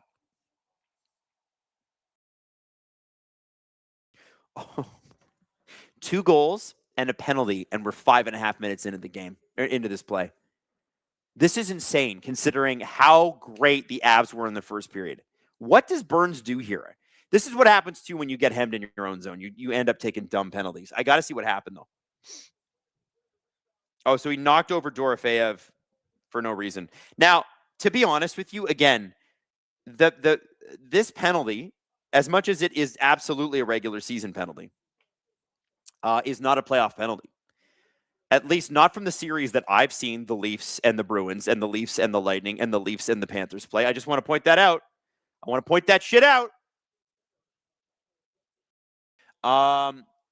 Jay Halleck says, what I'm hearing is Torts should coach the Leafs. No, that would be bad. Torts has got a good set of veterans here who know what to do. I would not describe the Leafs that way.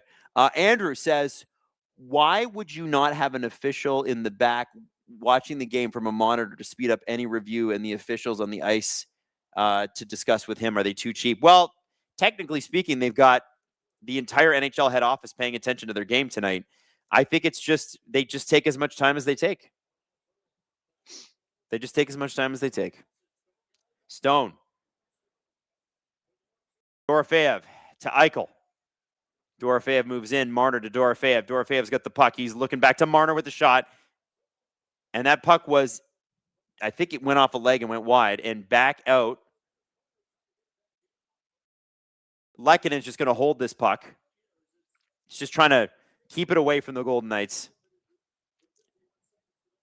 And there is 51 seconds to go in the power play, not 151, which is what Sportsnet is showing. Sportsnet would have you believe that the power play just started. Have they been bad with the power play clock all night? Maybe they're having tech issues. Oh, okay. Oh, all right. Well, we can't really see how much time's left in the power play, but here we are. O'Connor tied up with Theodore and Stone. And the score bug is not there. I don't even know. I believe the Avs are still on a PK here because I haven't seen anybody come out of the box. But it seems like Sportsnet's having some tech issues with their score bug. So we'll see. And the puck is fired out. That's not an icing. So therefore, they are still killing a penalty.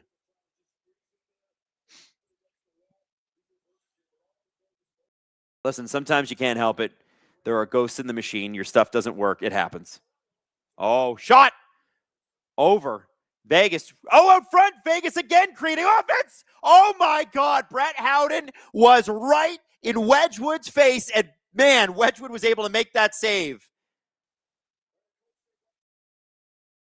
Wow. How did Howden the puck just kind of flopped onto his stick. Everybody had a swipe at it. Oh, it was Karlsson. Excuse me. Why did I say Howden? I thought it was Howden. Damn. Silence averted. Is Sportsnet coverage worse than ESPN? No. Oh, I should mention, we got shit to give away. This bad boy. It's a little Colorado Avalanche fleece. And by the way, we're giving it away right before puck drop in the third period. So the link is in the description. If you are in Canada, but you're not in Quebec, just have an Ontario address or somebody else on it. Even if you're in Quebec and you have an address somewhere else you can send this to, put that address in. Win this thing. It's from Fanatics, and it's cozy and comfortable. And I believe it's a size. I got to figure out the sizing on it, but I don't think it's a size large. I think it would be a size medium. So it's going to fit like a guy like me. This would be a little small for me. Okay. So if you're about my size, just think it's about a size smaller than what I would want to wear. But very cozy. Nice Avalanche colors on it. And check it out.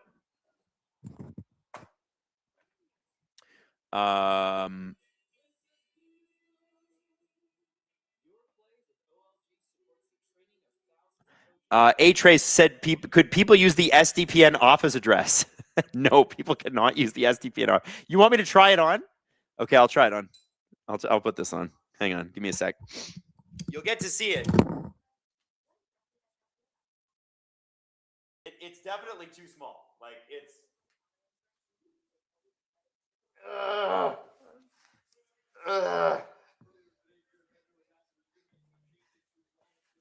It's a little small on me. All right? it's a little tiny. What do you think? Yeah. You see? This is a little bit, actually, I think this is super small. I listen, fitted is the, yeah. Here we go. All right, now it's game worn by Adam Wylde. Yeah, I do look like I'm wearing a lot of layers. Okay. Yeah, no, it's a little snug. It's a little snug for me. Face off in the zone, and the ref fake drops the puck. Whoa. Got a bit of a show there, didn't you? Woo! Anyway. Sorry, everybody, for seeing my nips. just a little tight, this bad boy. Okay, so that's smaller than I expected. So as you can imagine, that is probably a women's medium and a men's small. It's in my nomenclature, it would be that's spray painted on the body. Anyway, there it is. There it is. The chat is just ripping me. Nice pepperonis. Yeah, you get it all for free. By the way, Vegas is going to the box here. Adam, I'm married. Calm down. By the way, I wear an XL t-shirt in case anybody wants to know. These are XL. I think they're H&M t-shirts. So if you wear an XL H&M t-shirt, you will not fit into this. Not Riley Smith. That's the other Smith. That'd be Cole Smith. Cole Smith to the box. Did I say Riley Smith earlier in this game? I guess I'm just used to him being a Golden Knight. That will be tattooed into my brain forever. Bad flips and birdie putts says it's extra worth it now. Doug Lee fan says it's game worn. Drew says if the Avs lose this series, is SDPN getting Drew a Vegas plushie? No, we are not. Avs cannot control the puck in the Vegas zone yet. 93 seconds to go. Francois LaBelle says, now you've gone and stretched it. Girthy Bettman says, Adam's nippers are better than Adam's grippers. Doug Lee fan, you probably just caused another strike on the channel. Oh, out front, Landeskog with a shot. 1:15 to go. Electric says Adam gone wild. Francois LaBelle says demonetization coming. Anyway, glad you all got to see that. McKinnon shot. Oh, what a save by Carter Hart through traffic. Nietzsche gets it to McKinnon. Nietzsche across, wide open to Kadri, and he puts it wide. Wes Wishard dropping 5 SDPN memberships. Daddy Wes. Kadri. Back to Makar. Makar in, shoots, and that goes off a leg. Back to Makar at the point, 35 seconds to go. This is a serious broadcast, people. We need to get serious. Makar. Down low to McKinnon.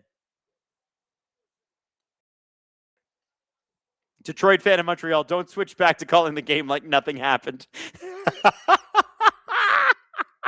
Oh, man, it's pretty wild. That's pretty wild. Oh, bad giveaway.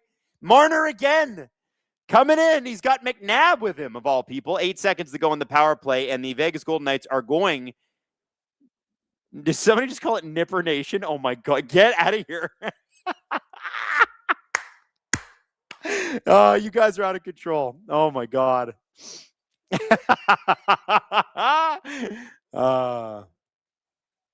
9:44 to go in the second period. Listen. Oh, as Greg said earlier, it's a jocular chat. We have a good time.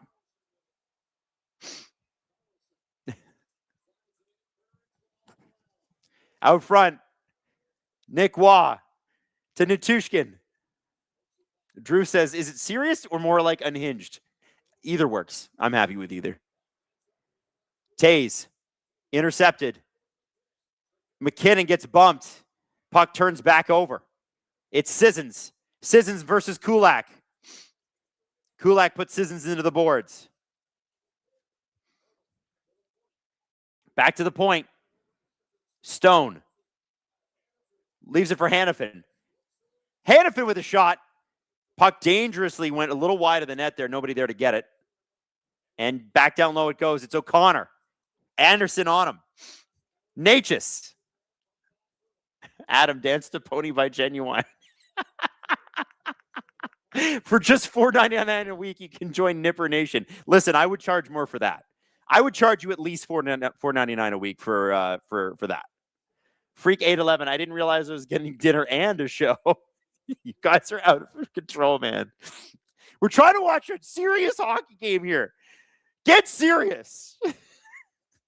Shot Lehkonen puts it wide. 8:15 to go in the second period. We are trying to be serious. You guys better get friggin' serious soon here.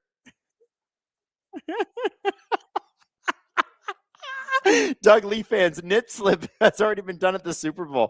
Yeah, it's me and Janet Jackson, baby. Oh, gonna have you naked by the end of this song. So what? Oh no. That was a big shot block, and McKinnon is hurt. He can't get up. That's not the guy you want on the ground. Uh-oh. I'm going to hope that this is just a stinger.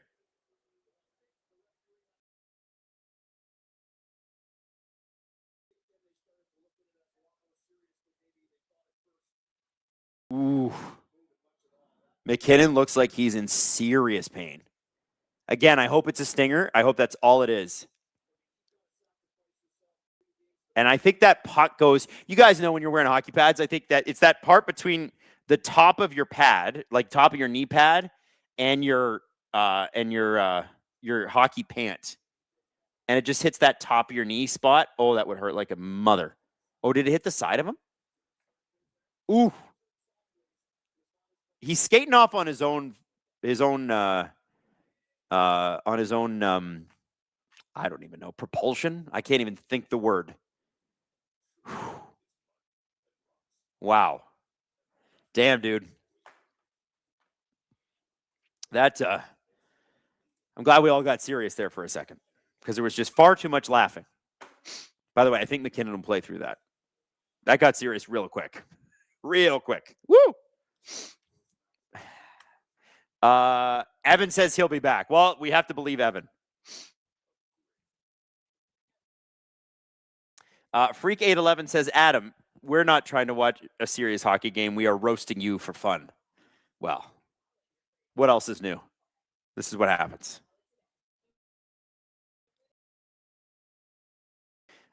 Luke says, save that for the kick stream, Eddie Craven. Am I the new clavicular? Do I need to start a kick channel now? Freak 811. Well, that sucked the fun out of the room. It did, but I think you'll be okay. I think, yeah. Are we Nate maxing now? Oh, nip maxing. Nip maxing? Oh my God, Hayden, stop it, Jesus. Nip maxing? Just taking hammers to the nipples to make them bigger. You guys know, you guys have seen that, right? The looks maxing thing where they take a small hammer, their chin, and it's like it's supposed to make your chin bigger. I'm like, you guys are fucking crazy. Giggling Cat says he skated off on his own steam, but I think you were looking for recognizance. Excuse me. Wow, that was a heck of a sneeze. Hayden's like, wow, that sneeze attack. Yo, I don't know what happened. Somewhere around like 32, 33 years old, and I'm 38 now. These aggressive sneezes just started, and when I sneeze now, everybody in the house goes, ugh. Like, oh, okay, McKinnon's on the bench. We're good. We're good. We're back at it. I don't know what happens, but one day you just wake up and you're like, okay, I sneeze from the core of the earth now, and I don't know what happened. Sports Talk Chud, this is why you don't block shots. Corsi, better than Fenwick. True.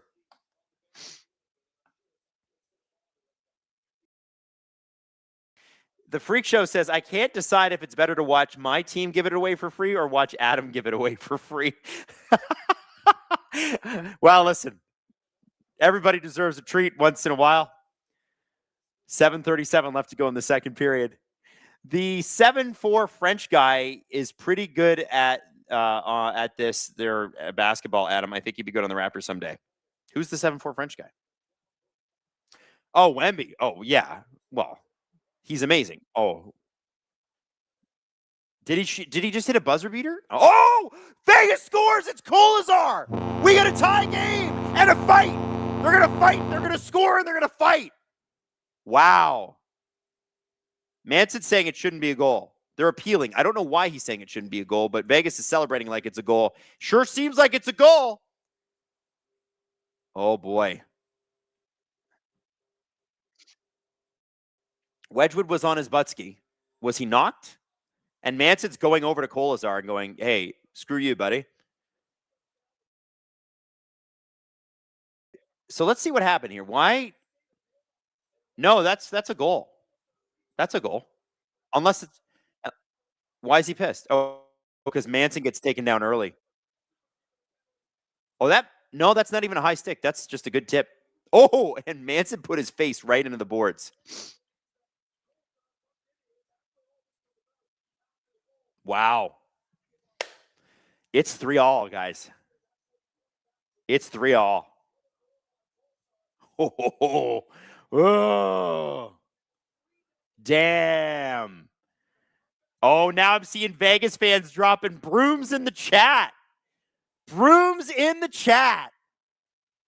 Oh, man. Can you imagine being an Avs fan and just being elated after that first period and Vegas has come on like this? 3 goals on 14 shots now. Wow. Freak 8-11. Yeah, Wemby is 27-6 in the third. Spurs up 20. It's bonkers. I don't think the Spurs have trailed all game. Well, we all knew he was going to be great, and now he is. Kadri, across the blue line. Trying to get something going. That was, by the way, that was Kolazar's first of the playoffs. Vegas getting their depth scoring in tonight.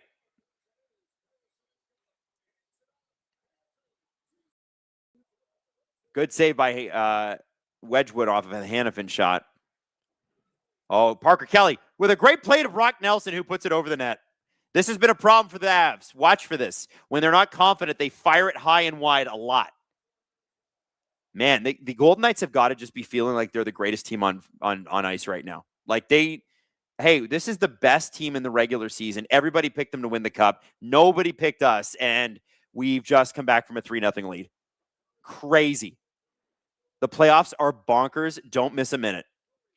Makar at the point. Shot. That goes off a body and wide. Drury after it. Logan O'Connor, too.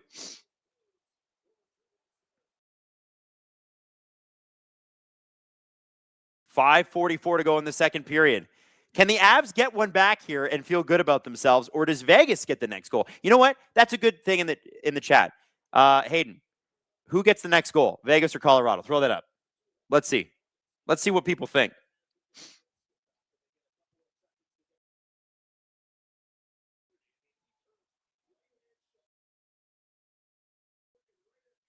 .535 to go in the second period. O'Connor is doubled over there. I think he's pooped. Yeah, I hope you took the over on the goals in this game, guys. The brooms are in the chat. Uh-oh. Uh-oh. And McKinnon loses the face-off draw.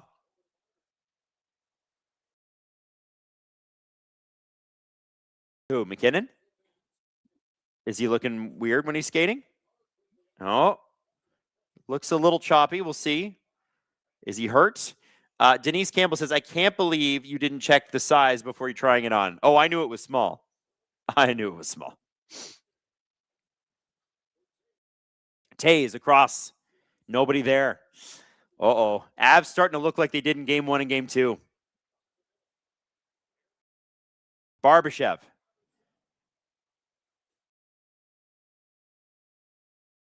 And Landeskog's going to get this. Across the ice. Manson. Oh, to Nelson. Brock Nelson puts it friggin' wide. Oh, he hit the post. Okay. All right. Well, at least he hit the post that time. Whew, that was close. That was a great play by Manson, too. Found Nelson just going. So where did he?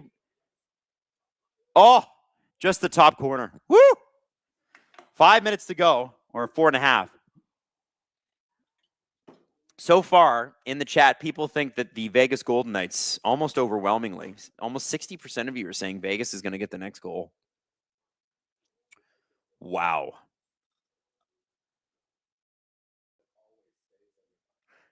RDP says, Adam, why do I feel like Vegas is going to sweep the Avs? Because they just keep coming. Like they're not giving an inch in this period, and they got walloped in the first. But I did say in the first to you, I said, no, maybe they didn't get walloped in the first. They got outshot to hell, but I did feel like they were in it. They just weren't in it like this. This is crazy.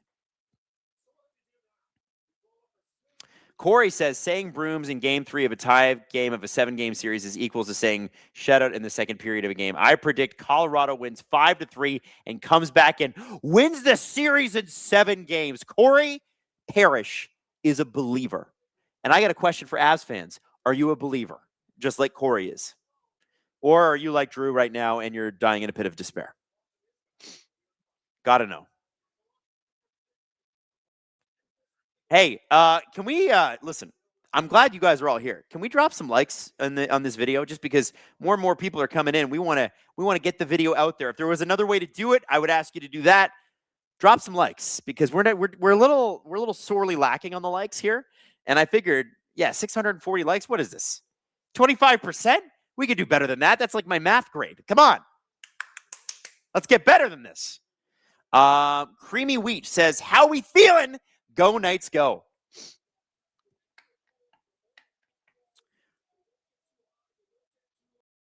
All right, here we go. Brody says, now you're at 641. You're welcome. Brody, Bro Dog, appreciate you, buddy. The Bro Dog coming through for me. Nelson is going to get kicked out of this faceoff draw. Oh, the linesman finally dropped it. Yay. I thought he was going to get kicked out. I just can't stand the linesman fake dropping the puck, and they seem to be doing a lot tonight. Reeve Guitar says, you know how to get more likes, Adam. No, I'm not doing that again. I've already given you guys a free show tonight. I'm not doing that again.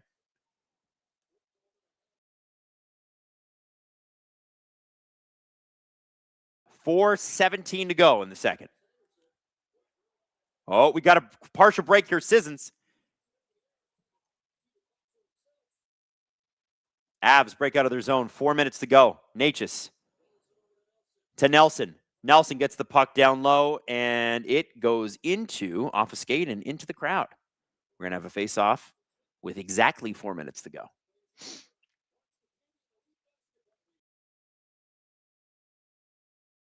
The Freak Show says, I'm absolutely not a believer. This team has done nothing but let me down. 2022 was an anomaly. Oh, my God. I can't believe an Avs fan is talking like that. I thought that was a Leafs fan. Oh, my gosh. And Drew, 4891, dropping more SDPN memberships. Bringing more people into the SDPN fold. Let's go. Get some VIP in you. So the VIP is awesome. It does not include a topless show with me or my feet, but it does give you an extra episode of the Steve Dangle podcast every single week on Friday morning. So if you are just tuning into the stream and you just got gifted a membership, first off, say thank you to Drew. Second, hook yourselves up with our VIP content because it's actually a lot of fun. And the VIP content comment sections are also amazing. Oh, and a shot in, a bit of a weird one. Nick Waugh off the backhand. McKinnon seems to be adjusting equipment. He's talking to Burns on the bench. I think he's in pain. I mean, he took a hell of a shot off the side of the knee. I think he's going to go to the... Oh, yeah, he's limping. He's going to the... Yeah, McKinnon is going to the dressing room, guys. Oh, boy. It's probably a bad contusion. I hope that's all it is, but man. Moto says, if the Golden Knights pull this off, I'm going to take the motorcycle out to the MTG Collector boosters tomorrow and ride the dopamine train. You know what, Moto Fishy? I am jealous of the option to do that, and you should. Go have fun. Enjoy your life. This doesn't happen much, unless you're a Golden Knights fan, in which case it happens every other year. They're always in it. For Leaf fans, it has not happened since 2002. So that's why I say it doesn't happen much. It happens for other teams, just not us.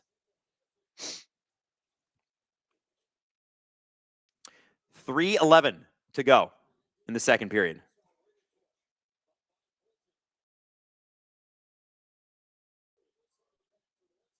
Drury for Malinsky. Malinsky to Drury. Drury makes the big pass up through center. O'Connor's able to get there. It could have been an icing. Kelly behind the net.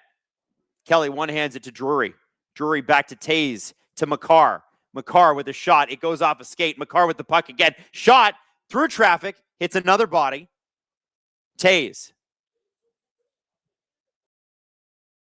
Doug Leaf fan, VIP, very interesting pepperoni. Stop it, Doug. You gotta calm down, Doug. Oh, what a move. Barbashev. Just at the last second, that deke is broken up. 2:21 to go in the second period.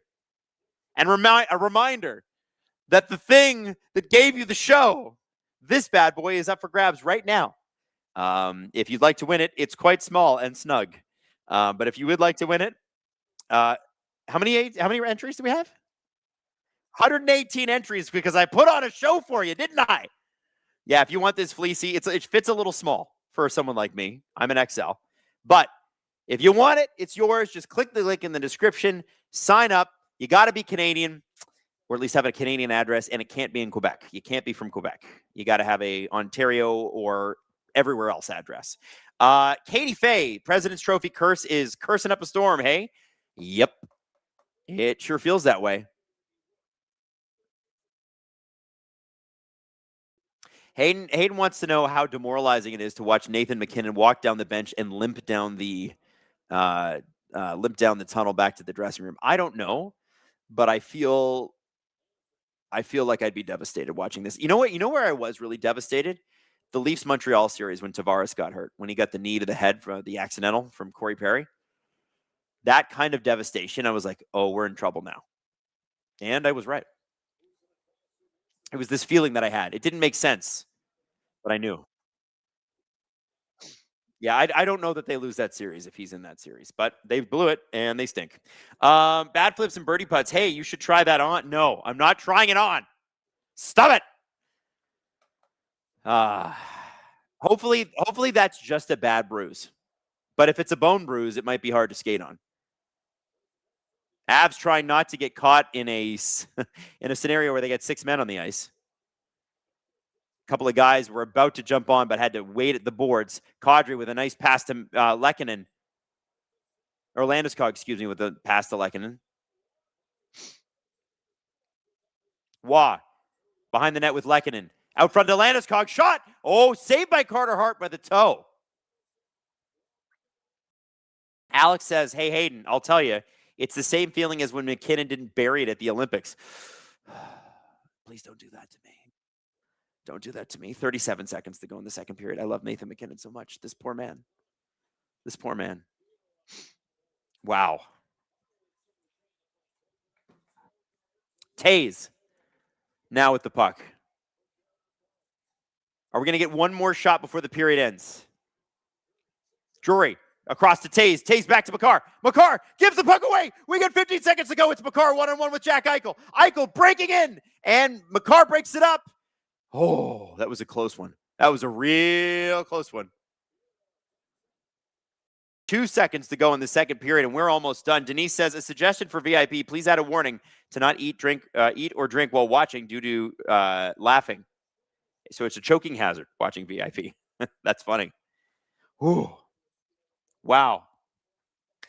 Riddick says, next SDPN giveaway, Vegas assless chaps. You know what? We've given away Stranger Things, I'm sure. I'm sure of it. I can't believe we're looking at a scenario where Makar finally gets back and Nate is now out. How is this possible? How is this happening? It's a John Day. I was here for the grippers. I was here for grippers. I was here for tonight's show. Hashtag blessed. Sin makes a good point. All chaps are assless. That's why they're chaps. It's a fair point. Okay, so right now, 610 of you have voted, and 58% of you are saying Vegas will score the next goal. Only 42% of you think it's the Avs. Oh, my God. Drew is somewhere in his house in shambles. In shambles. All right. Yeah, the Vegas Golden Knights just keep coming, man. They just keep coming. Okay, so, Hayden, what clip do we have? Because I'm going to go take a break. All right, let me have a look at this. What do we have?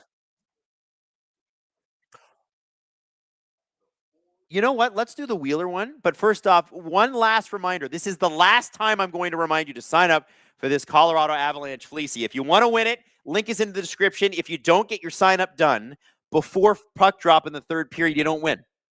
You're just not in the draw. So get that going. You can't be in Quebec and you can't be in the United States. I'm sorry. It's the tariffs. I'm sorry. Once the tariffs go away, we can do it. But to ship to the United States, to ship this, it'd be like $100. It's insane. Anyway, love you all. I will see you at the beginning of the third period. Enjoy Scott Wheeler talking some prospects on the Steve Dangle Podcast. Welcoming Scott Wheeler back to the Steve Dangle Podcast. Scott, it's been a while, and I know you've been It's been a minute. You've been on tour lately, let's be honest. As soon as the first overall pick was announced that it was going to Toronto, and also we have a third overall pick in Vancouver, you're pretty popular this time of year, but this is like, this is sort of major.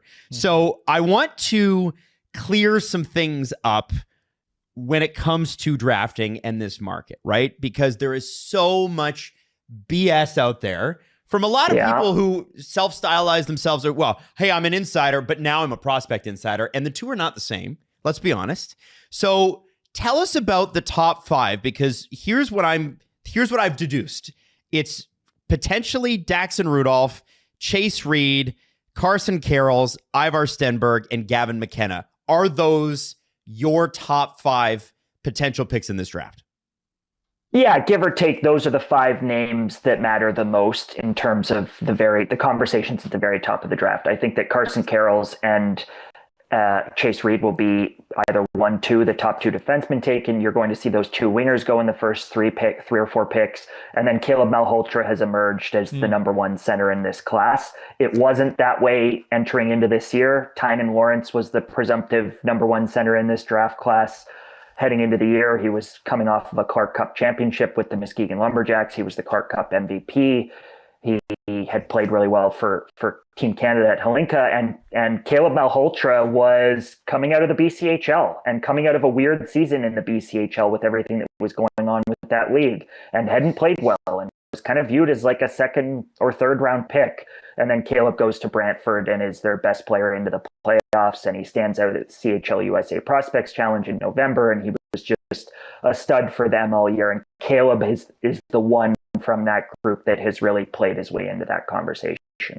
I wanted to talk about like prospects who, kind of had some fanfare around them before their draft year. How does someone rise and how does someone fall from their, I guess that would be 2 years before their draft year versus their draft year? You went into it a little bit with Malhotra, but I mean in general. Well, frankly, I don't pay a ton of mind to that 16-year-old season. That 16-year-old season is the hardest season that any hockey player has in their career. The jump from minor hockey to the major junior level is a significant jump. It's a life jump in terms of you're in a billet house for the first time, you're moving away from home. In Caleb Malhotra's country or sort of circumstance, he moved across the country from Toronto to where Manny was previously coaching with the Leafs under Sheldon Keefe, obviously, back out west where he grew up a little bit.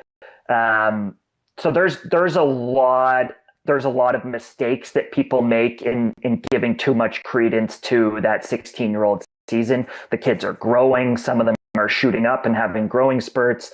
They're still in high school. There's just so much going around them.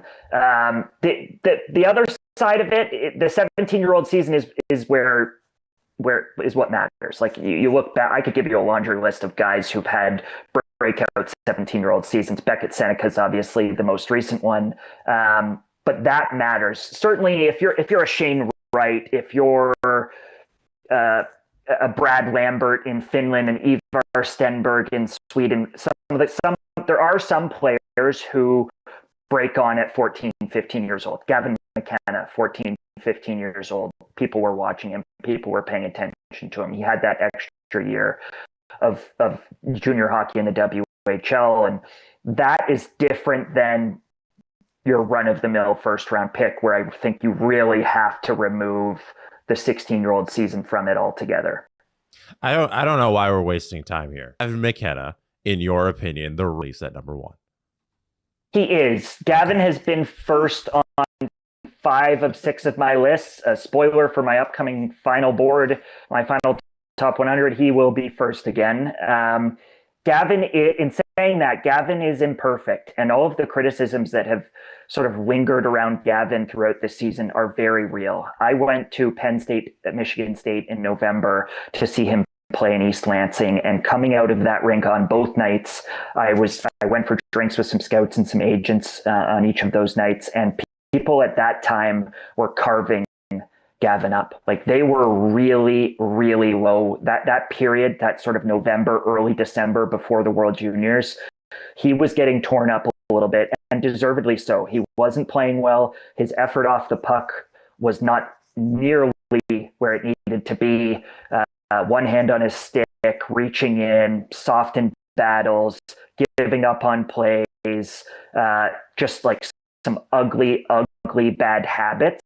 And then he goes to the World Juniors. Despite the gaudy point totals at the World Juniors, people still hadn't come around on him. Like, people were frustrated with some of those same things persisting at the World Juniors. Obviously, he isn't able to elevate Team Canada in the way that a Connor Bedard did. Team Canada goes out early. That is a part of the conversation with Gavin. But into the second half, things did start to change, and he started to take over games. He started to play 30 minutes a night for that Penn State team. They dealt with some injury troubles, and he ended up with different line mates, and things really, really started. I think he started to loosen up. He started to get more comfortable at the level, and things started to come. And the distinguishing factor between Gavin and everybody else in this class, Stenberg included, is that Gavin has that sort of pull you out of your seat element. If you're taking a player first overall, you want them to have a special quality.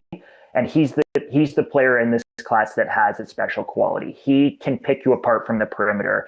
He will find the highlight reel, the playmaking sense, the vision, the touch on the puck. We've all seen the highlight reel goal that he scored in Medicine Hat, where he's practically spinning around the ice and then goes barred down. Like, he just has that ability. He gets beat up a little bit too much for his sort of net negative that he is defensively. And I think that's going to persist. Like, he's not going to be the two-way winger. That's just not what he is. He's always going to give back a lot defensively, but so did Patrick Kane for much of his career, and Nikita Kucherov for much of his career. So, and those are the names that you hear when people talk about what the true ceiling. Not saying he's going to be those guys. Those guys are two of the all-time great NHL history, first ballot Hall of Famers, legend level wingers.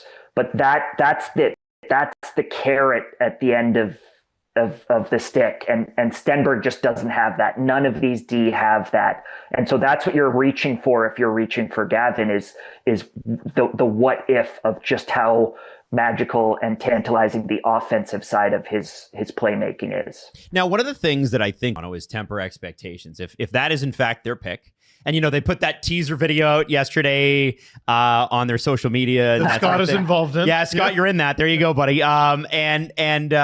They talk about you talk about the get out of your seat stuff. One of the things that I think people forget, Macklin Celebrini had, and like Elite Prospects was saying he's one of the best prospects they followed ever. And he jumped into the league and was very, very this year on a bad team. He was out good this year. What are the jump into the league parameters we need to put around a guy like Gavin McKenna? Whether it's the Leafs or it's somebody else, it looks like it's going to be God bless him. I hope it is. What can we really expect from his step, Scott? Because people forget this too. Nylander was a 67-point guy, 60-something point guy. Matthews had 40 goals, yes, but I think he only had 20. It takes a bit to get there. So if he only puts up 50 points, should Leaf fans be pumped about that, pointed in that? What do you expect? 50 points would be a very successful rookie season for Gavin McKenna. I think he's going to have a tough time. From a pure NHL readiness standpoint, Ivar Stenberg, I think, is on day one of puck drop of next season. They're both going to be in the NHL. On day one, I think Stenberg is going to be readier for that opportunity. That doesn't mean he's the right pick, but from a readiness standpoint, he's just harder on pucks. He's not going to get exposed quite as often. Gavin's going to have some tough nights. He's going to have some nights where you see him on the perimeter of like the ice all game, where he isn't able to manufacture offense. I think back to kind of that rookie season that Jack Hughes had a little bit, where Jack, I think, had like 29 points as a rookie in the NHL.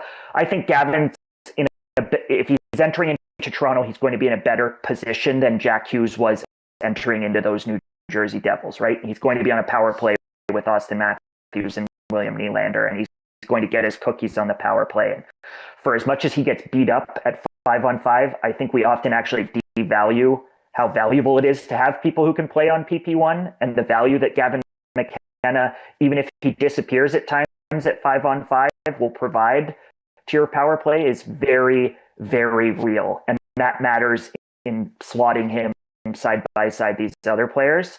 So that, like, if he's playing with any combination of Matthew Nyes, John Tavares, William Nylander, Austin Matthews, let's say two of those guys are his line mates role of season, that will create, because he's for those guys, he's going to fans, he's going to every game where he dash and make some, and on the power play, he's going to make a significant difference in terms of just making an Mitch Marner role. So that reason, like if I'm giving or under, if I'm setting the bet, probably 39.5, like I think probably be that sort of, but there's things to click for him, and I think there's room. He ends up in a bit of a Matt Bain situation where he was scratched for a game, see his minutes reduce, and late in games he's not going to be on the ice, and that's going to be a part of the conversation, and it's going to be incumbent on whoever the Leafs hire as their head coach to manage some of the noise that's going to inevitably come around him as a rookie in his rookie season if he's the pick. Like that managing that and managing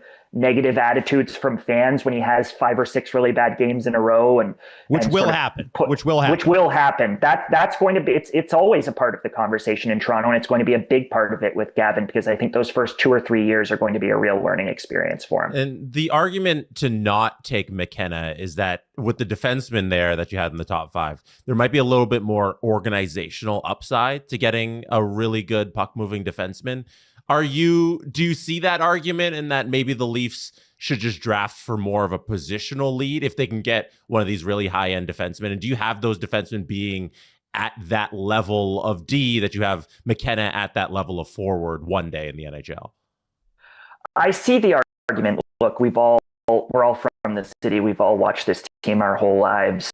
That's the thing that they've been missing, right? It's easy to point at the history of the Leafs, and you really have to go all the way back to Borje Salming to find that guy. I don't think you necessarily chase that guy because that history is there, though. And I don't think that any of the defensemen in this draft class, and they're all studs, like Daxon Rudolph, Albert Smits, Carson Karls. I'm lower on Keaton Verhoff. I don't really view Verhoff in that light, but Chase Reed, they are high-end D prospects. They are not Cale Makar, Quinn Hughes, Matthew Schaefer, Rasmus Dahlin. And those are the type of players that I think you can feel comfortable taking at number 1 in a draft. I don't view any of the defensemen in this class as guys that I would be excited to come away from a season like this, if you're the Leafs, and winning the lottery and saying, this is the piece that we've added. I think they're all going to be very good players, but I think you're talking more in terms of upside. I think you're talking more about the sort of Owen Power, Aaron Ekblad, Moritz Seider, like that's the tier, that's the caliber of defenseman that you're hoping to get. Now those are great, with the exception of Owen Power. Those have all been number 1 25-minute a night. Seider in particular. I mean, Seider was on Norris ballots this year, right? But is that more valuable? Is that caliber of defenseman that isn't going to rise Norris winners tier, that caliber of defenseman than the point per game winger? And that's the calculus in this draft class. And I've come back to the star winger. I just think that in Stenberg, those are the two premium guys to me in this group.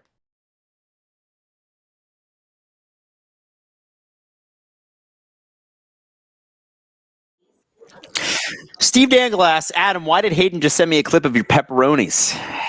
Listen, because he likes to pass around porn. That's what he likes to do. Hayden likes to text porn on work phones. Is what I'm hearing. That's what I'm hearing. That's what I think's happening here. I don't know. Listen. Yeah, you let HR know, Hayden. I should let HR know. Why are you letting HR know about your crimes, Hayden? Your crimes. Lost in the show that I have given you tonight is that the Vegas Golden Knights just keep effing coming. They will not be denied. And I think this team's going to win the cup, guys. I'm calling it right now. They look real good. And I would be interested to know. I'd be interested to know if you guys think Montreal or Carolina can handle them. Because a lot of people are watching both. Anybody who watching both of these series is going to tell you that Vegas looks amazing. But anybody just watching the Carolina-Montreal series and who has not seen Vegas, I don't know if they are taking this as seriously as they should. This is like really good, this team. Really good. Sports Talk Chud, the pro Rantanen crowd was quiet all year until they decided to jump in if the Avs were ever in peril in the playoffs. I hope nobody's saying that. I don't think Rantanen... Hayden thinks the Stars get out worse in that deal. Well, I could tell you that of the three teams, I mean, listen, if Rantanen is a 100-point guy, then I don't think you're that. But Colorado got a 100-point guy out of it. They just didn't get a 100-point power forward. And Rantanen is a monster in the playoffs. Yeah, I think, Hayden, you might be right. Because Stankoven's been among the Carolina's best players in the playoffs. And the picks they got they were insane. Natchez, by the way, insanity for Colorado all year long. He's just been really bad in this particular series, although he had a good offensive play tonight. Yeah. Thomas DeMay says you are still underestimating the Canes. Listen, I'm not trying to. I'm just, whoa, Drew 4891 dropping another friggin' 50 memberships. Drew, I don't know what's happening over there, but Drew is making it rain. Holy moly, Drew. Thank you for bringing all these new people to VIP. Drew, my dude, this is crazy, man. Thank you. We're honored, and we appreciate you. And all the people with gray names are so mad. They're punching air right now. They're like, what do you mean I can't be a VIP? Thank you, Drew. That is extraordinarily kind of you, man. Very, very kind of you. Freak 811, Drew, are you made of money? Actually, Drew is money. I don't know if you guys know that. Drew is descendant from many hundreds of dollars of bills. And Plays Bad 38 says, hook a brother up, LOL. Drew, thank you so much, man. You're amazing. Appreciate you. Remember, if you want to receive this, you have to have your settings open that you can receive gifts. Somebody did mention that earlier in the chat. I think it was Emo Jalapeno. You have to go into your settings and make sure that you're able to actually receive these for them to happen. Drew 4891 says, I want everyone to be a VIP. Well, Drew, you're the best, buddy. Thank you. All right. So, Vegas with a shot. Woo! Okay. All right. So roughly 60% of you think Vegas is going to score the next goal. 40% of you, according to our poll at the end of the second period, think that Colorado's going to get the next goal. So my question to you is, who gets the next goal? What team, what player, who's going to score? Giggling Cat says, Drew, how did you get YouTube to allow more than 100 gifted? Oh, is that a thing too? I didn't even know that was a thing. Damn, Drew, you're out of your. You know what? Maybe Drew works at YouTube. Maybe that's what it is. Does Drew own YouTube and we just don't know? Is that what it is? Is Drew like the founder of YouTube? Oh, you think it's Drew? You think his name is Drew YouTube? He named it after himself, Hayden? I like that. Nick Waugh, not able to win the draw over Jack Eichel. 19 minutes to go in this third period. Giggling Cat just dropped 50 SDPN memberships. Giggling Cat. Holy guys, this is out of control tonight. Listen, I'm going to make sure we put on the best VIP episode you guys have ever heard because I want you guys sticking around and being VIPs and no McKinnon to start the third period. This is kind of spooky. Hayden, if you see any Twitter updates from McKinnon, please let me know. Wow, Giggling Cat. Damn.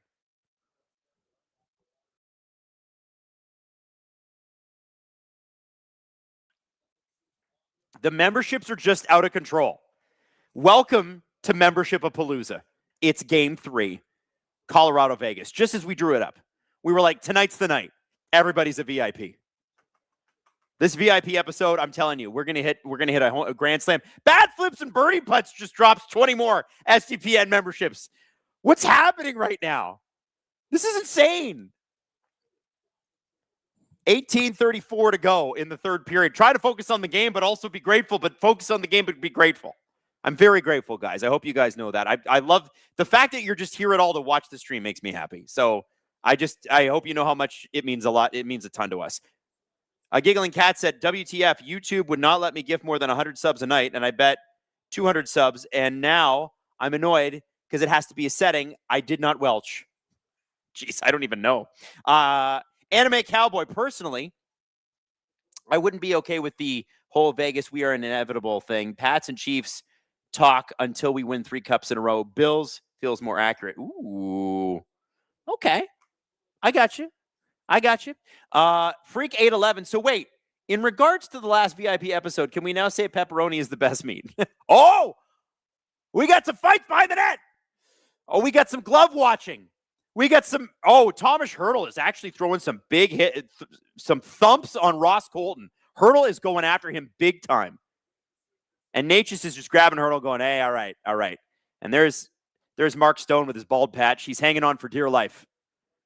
No, the comb over will fix it. Mark Stone, after he wins the cup, he's going to Turkey. So that's just, oh, yeah. So Colton just got his glove right up in Mark Stone's face. Just glove washed him and then gave him a couple pops too. And Hurdle's had enough. Comes in out of nowhere, goes, you're not going to do, look at that. Oh, yeah. Grabs his nose and everything.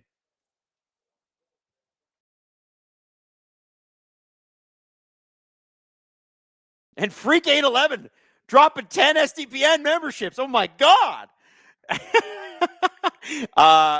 A15 says it's harder to be a VIP than not a VIP. Wes Richard also dropped 10 SDPN memberships because Daddy West is in the house. Wow. Doug Leafan, it must be the pepperonis. It must be. BJ dropping 5 SDPN memberships. Damn. Francois LaBelle dropping 10 SDPN memberships. He's like, I'm not made of money, but I can help a bit. Damn, everybody. Is everybody a VIP tonight? 4-on-4, by the way, and Nathan McKinnon is back on the bench jumping on that knee. McKinnon is back. Everybody's a VIP. Let's have a good third period, baby. Let's go. I'm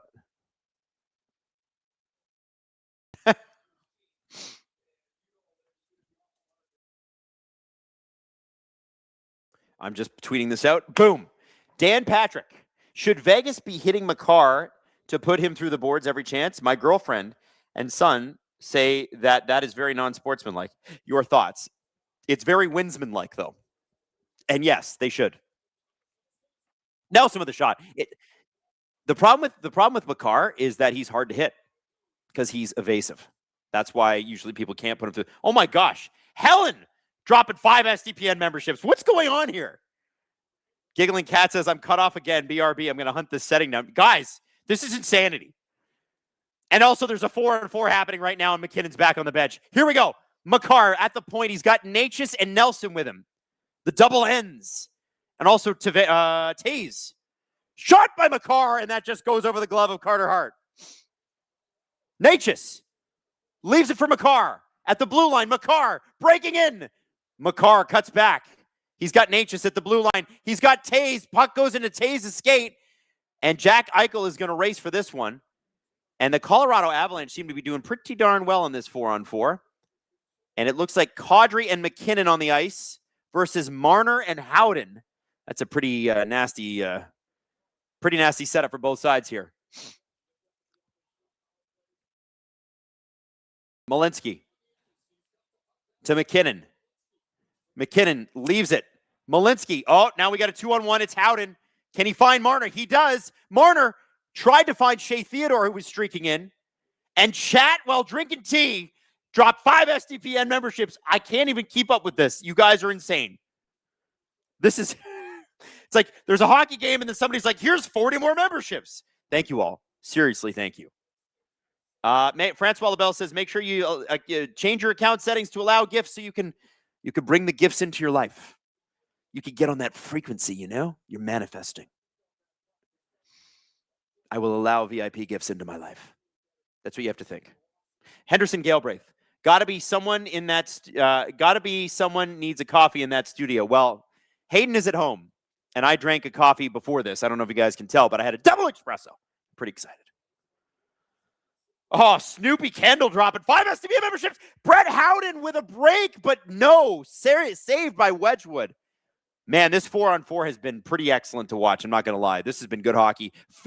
Listen, we're not even 5 minutes into this third period either, and it's Marner. He's already got an assist tonight. Marner with a spinorama. Marner holds on to that puck. Nelson not able to keep the puck away. Marner gets it down low.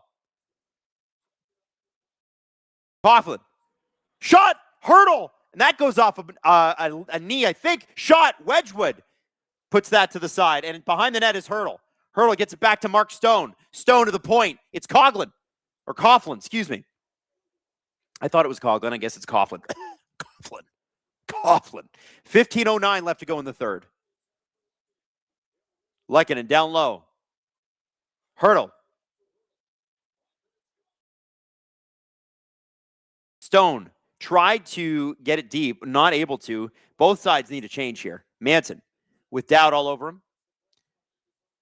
Finally gets a bit of a breather. This Vegas oh my goodness.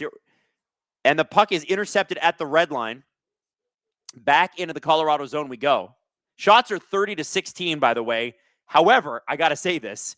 How are the goals are 3-3. Oh, no, we got Dorofeev. He was on the doorstep. And the puck just didn't find him. How did nobody pick him up? Number 16, you might want to watch out for that guy. Alex says, smash that like button if you got a gifted sub. Hell yeah. Sam says, hey, Adam, I'm hoping as a McLaren fan that you're doing okay. Oh, man. Oh. We got a hit. I think that, who was down there? Was that Smith? And he looks like he might have separated a shoulder there. Detroit fan in Montreal dropping 5 SDPN memberships. Oh, my God. Hang on. There's a lot to talk about. First up, we will talk McLaren. Detroit fan in Montreal, thank you. It's DJ Dottie said, do we have more likes or VIPs tonight? I don't know. But this stream is just on fire, and I have you guys to thank for it. It's crazy. Andrew Sweet wants to know where the account settings are. Can someone help Andrew out? Marner in, shot, save, and glove by Wedgwood. And Marner gets it one to the face, and then he gets another one to the face. They're just going after Marner now. Parker Kelly's like, here, touch your face, meet my glove. SLS 98. Who was worse today? Who's down worse today, the Avs or George Russell? Ooh, that's a good question. Hayden, what do we think? Is it the Avs or is it George Russell? Hayden doesn't like George. I like George a lot. He thinks he's a whiner. I think George is a nice boy. So, yeah, so weird. Brent Burns just sort of hit Smith, and I think it might have been his wrist. Look at this. Oh, they only showed the Brent Burns hit once, which is annoying. Okay, so Smith is out of the game. O'Connor pushed Marner over there. I wonder if we're going to have a penalty here. And people are mad at Marner for diving. Listen, you got to pull that in. Okay, so what do I think? Who's down worse, the Avs or George Russell? I think the Avs, because George Russell's got the rest of the season. If his car hadn't blown up today, I think George Russell wins that race. I think he was a better racer than Antonelli was today. And especially when you saw them coming together and one of them was going to have to back off. And George was like, you're going to hit me or you're going to back off, but I'm not moving. And Antonelli backed off. And I was like, okay, George is out here to play now, but then the car blew up and not much you can do. And you know what? Listen, my team, if you're not a Formula One fan, the Canadian Grand Prix happened today. And I want you to imagine that your team is a world championship team, which my team is. And you're like, hey, we're smarter than everybody else, and we're going to put on wet tire or intermediate tires, is what they're called, but essentially they're for racing in the rain. The entire rest of the field is like, nah, I don't think there's going to be enough rain for that. But you're like, no, we're McLaren and we're smarter. And then it turns out that there was not really any rain, and you had to change your tires immediately starting the race, and your guy was in first. I'm just saying. Yeah, you know what? Let's do the giveaway. Hayden's like, you better do this giveaway. All right, now, who here is from Sudbury? Anybody in the chat from Sudbury? Anybody?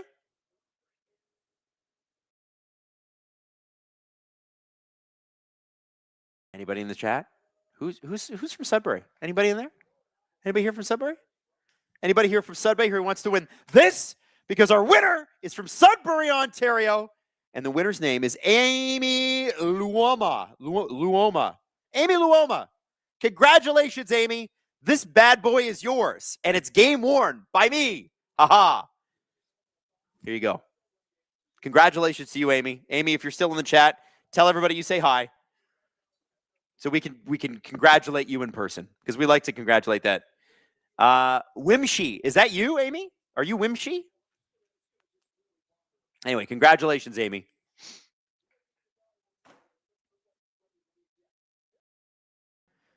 So McKinnon is on the bench still. His last shift was only 40 seconds, but he looked good. 13:29 to go in the third period. Both teams looking for that next goal. Doesn't matter what happened in the first, because there was 3 goals one way. Doesn't matter what happened in the second. There were 3 goals in another. It's just this 20 minutes. That's all this is. Marner trying to make a lead pass to Howden. Howden is actually able to get there first, but puts a weak backhander wide. Landeskog digging for it. Gets it to the blue line. Puck is out. Down on Carter Hart. So this is no icing. Freak 8-11. Woohoo. Congrats, Amy. Wherever Amy is, congratulations to you.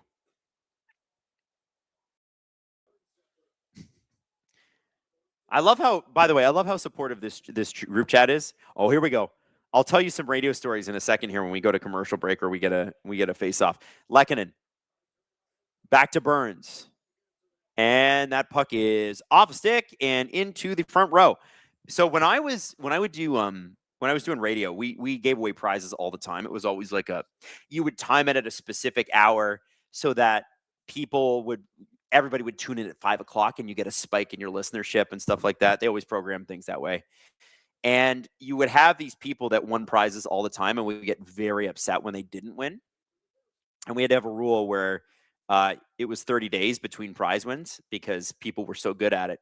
And you know what's amazing about this chat is everybody congratulates people for winning when they don't win. In the radio, it was like I would have people calling in and going, F that person, why wasn't it me? Just angry people. So it's so nice to have such like happy people for other people just because, hey, something good happened to you. And I think that's great. This is a good thing to be a part of what we got going on here. It's special. I hope you guys know that. And that's all because of you. Oh, Manson takes a double hit there and was able to make the play. Nelson with the breakout pass makes the play up to avoid the hit. Lehkonen now after it. Burns cuts back. He's got Kolazar on him. Natchez back to Burns. Burns across to literally nobody. How many times have we seen that? Don't force the play, Brent. And the play is offside. Christopher Ward says, and that pullover now includes Musk of Wild. Yes, it does. But I did take a shower before the stream. So I was clean. What would my fragrance brand be called? Depends on what part of the day it is. Wild stuff? No, wild stuff. I don't know. That's a good question, Hayden. I have no idea. Snoopy Kendall says SDPN is easily the best sports community online. Well, that is the best compliment you can give us. Because I think, what do they always say about people? You're a product of your 5 closest friends. So if we're a product of our community, we have the best community. That is for sure. Freak 811, I can't win. I am in the States. Well, I honestly, one day we'll get back to doing that. And a couple of years ago, we did. It was just once the tariffs were introduced, we couldn't afford it. It's crazy how much it is. Hurdle. Shot! shot, scores. Thomas Hertl, what a goal. Jumps into the boards. That was out of nowhere.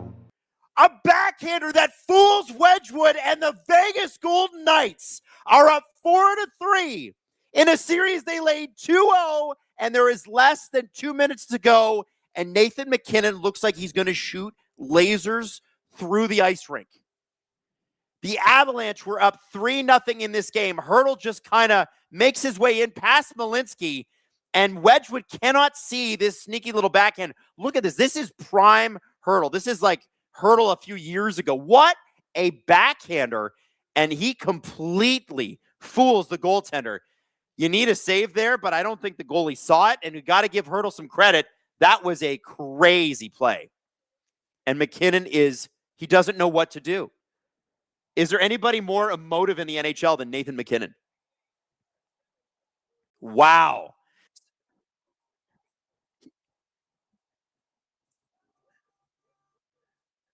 So after not scoring since March 4th, I'm told by Hayden, Hertl's got 3 in his last 6 games.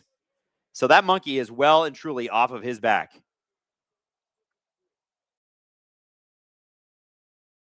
Makar. Shot. Oh! Carter Hart with a save. Cam says, correction, the biggest compliment for SDPN is 3 inches is really large. Hey, 3 inches. I'm not Jesus here. Hey, I was told it was the motion of the ocean. Denise Campbell, how was Mando? Mandalorian, I liked it a lot. I turned my brain off. I enjoyed it. It was fun. It wasn't that deep. It's not that deep. Enjoy it. Just go and have fun. Drew says, someone check on Drew. Drew Livingston, I think he's in a dark place. I'm not texting him. I'm not going to text him. The brooms are out in the chat, by the way. I'm seeing people drop brooms in the chat. Vegas Golden Knights fans are getting real rowdy these days. They're feeling real good about this team. There's something about this team. They figured something out in that second round against Anaheim, and they have not looked back. And I think the thing they figured out is he has a name, and his name is William Karlsson. He completes that lineup. Marner's going to the box, and he's bitching at the refs. Look at him. Look at how mad he is. Ah! But he needs to go to the box for that. That's absolutely a penalty. But Marner he's furious, screaming at the refs. But it's a penalty. Like, look, watch. See? Yeah, your stick is in there. And does Natchez sell that? Oh, Natchez sells the shit out of that. And that's why Marner's mad. Now, Marner, I will tell you this. Marner does give it to the refs, but a lot less than he used to. He used to you'd be able to hear him on the on-ice microphone yelling at the refs. And now I think he has his moment of frustration, and then he just moves on. And that's what you need to do. Now, 61% of people are saying the Avs will not tie this up. Giggling Cat. Freak 811, if you're MacKinnon and you get swept, what's next? Well, you come back next year, I think. Try to come back healthy. Giggling Cat dropped a 5 SDPN membership, or $5 super chat. Just a couple emojis kissing there. That's nice. We love here. Makar. And listen, look at how active Vegas are on the PK. Because here's the thing about Vegas. They can all skate. Look at how active they are. They are all, look, the Avs can't get anything going. They can't get away from the Vegas Golden. Like, no, go away. Get away from me so I can get set up. The Vegas Golden Knights will not let you do it. Look at MacKinnon at the blue line here. He's got a man all over him. The Leafs could never. Let me just tell you this. The Leafs could friggin' never, ever on the PK. Look how active. Look, they're all over the puck carrier at all time. Remember, on the PK, there's only one puck. So if you crowd the puck carrier and you block his passing lanes, he's going to fuck it up. And this is what's happening. Look at this.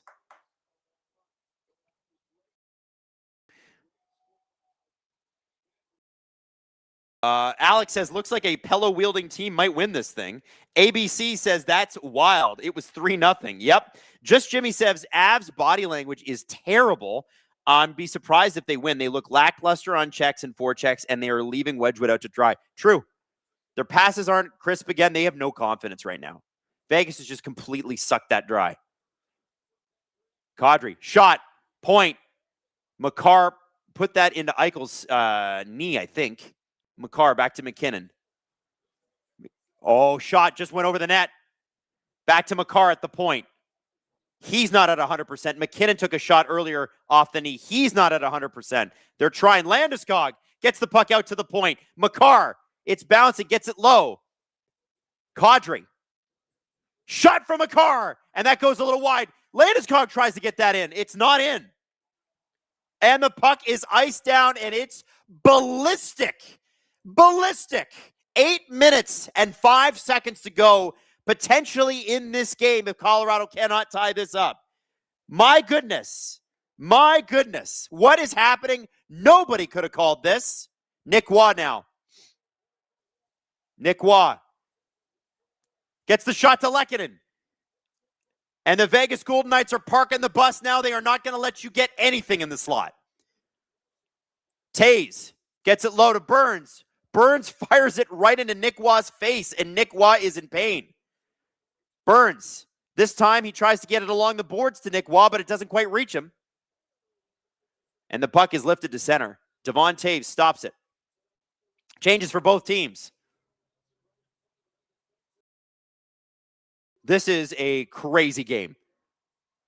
You're in flop sweats if you're either team. Dowd. Anderson tried to make a play down low.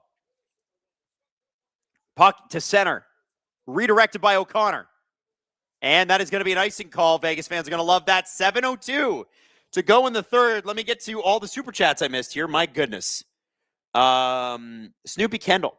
If Torts pulls this off, would it be the smallest amount of games a coach would have coached on their way to this team to the Cup final? I can't believe this. I don't know the answer to that, but it would be among the shortest.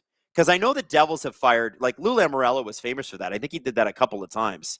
Fired a coach right before the end of the season. I think he did it to Larry Robinson and Robbie Fatorik. 7 minutes to go. Shot from the point. And that's a good save by Wedgwood. Barbashev was in there.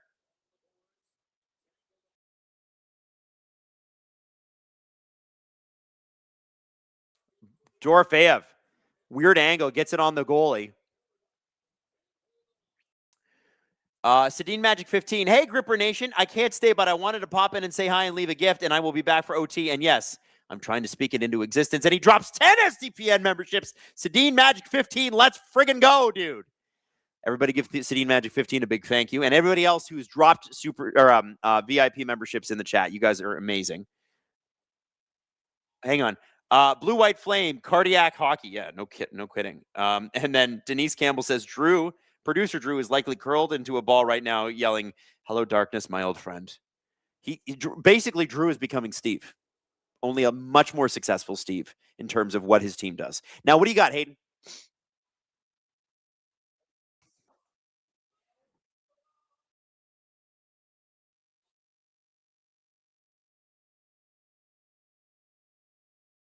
Okay, that is too long for me to remember, and I appreciate you looking it up. So text it to me, and I will read it. Hayden's got, here's the thing about the stats god. His name is Producer Hayden, and he is the stats god. I don't know if you guys know that. You might be new here, but he is. And he's talking to me in my ears, and I'm like, I'm trying to pick up the things that he says, and I'm like, there's too many words. The ADHD mind simply cannot comprehend. So I'm asking him to text it to me because I can read it out to you because it's actually a really good stat. And it answers the Tortorella thing that we were asking earlier. So we will get it to you.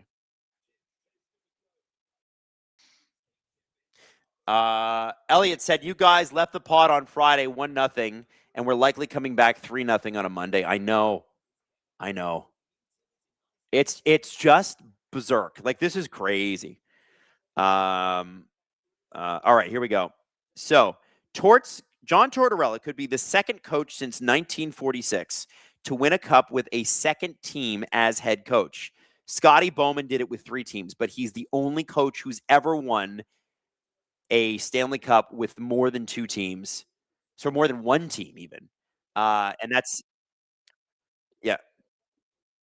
Yeah, 2 other guys have done it, but it was like pre-World War II, so we don't count that.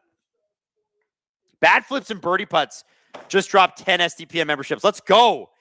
Gifted members, let's go. Bring people into VIP. And remember, renew your subscriptions so you can stay with the VIP crew because it's actually a lot of fun.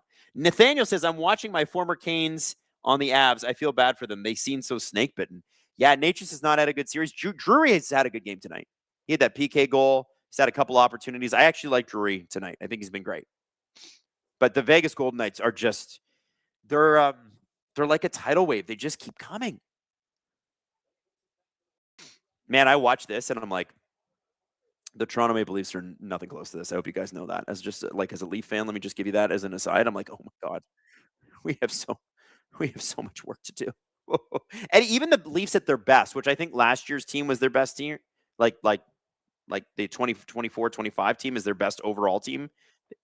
They would get absolutely run over by either of these teams. They would. They're just not this good. They're simply not. Henderson Galbraith, does Drew owe Steve and the gang an apology, or I don't know? You know what's funny is in his playoff bracket, do you know who Drew has winning the championship, Stanley Cup? Drew has Vegas winning because he refuses to pick the Avs. Drew might get his wish. Isn't this crazy? Like, it's crazy. Drew literally might pick the team that could sweep his team. That's nuts. And that was a team that nobody expected to do much more than maybe a second-round appearance. Shez says, we all could have predicted that this Mitch was going to win a cup and come back to Steve's house with a boombox and play just the most disrespectful music. You're right. I mean, this is how it works as Leaf fans. Star player leaves, Phil Kessel. Hot dogs everywhere. 10 years later, star player leaves, Mitch Marner. What will Mitch Marner's food of choice be? Maybe, I think he likes chicken fingers. He's a big chicken finger guy. Maybe he's a chicken finger. Maybe that's what it is. Alex says, producer Drew deserves this. Oh, my God. John, Drew with a genius hate pick. Respect, 100%. Man. What are we going to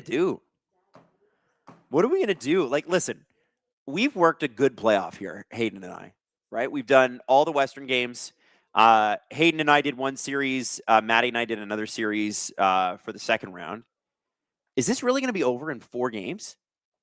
Like, is that all we're going to get? What did we get last year, Hayden? It was Edmonton and who? Who did they play? Because Edmonton beat Vegas pretty quickly in the second round. That was over in 5. I remember that. Hi, Xavier, Flames fan. Is Kadri stepping up for the Avs? Yeah, he's been good, man. I just feel like they're not using him properly. But he's been good. They beat Dallas. Right, and they beat the Stars in 5 games? Man.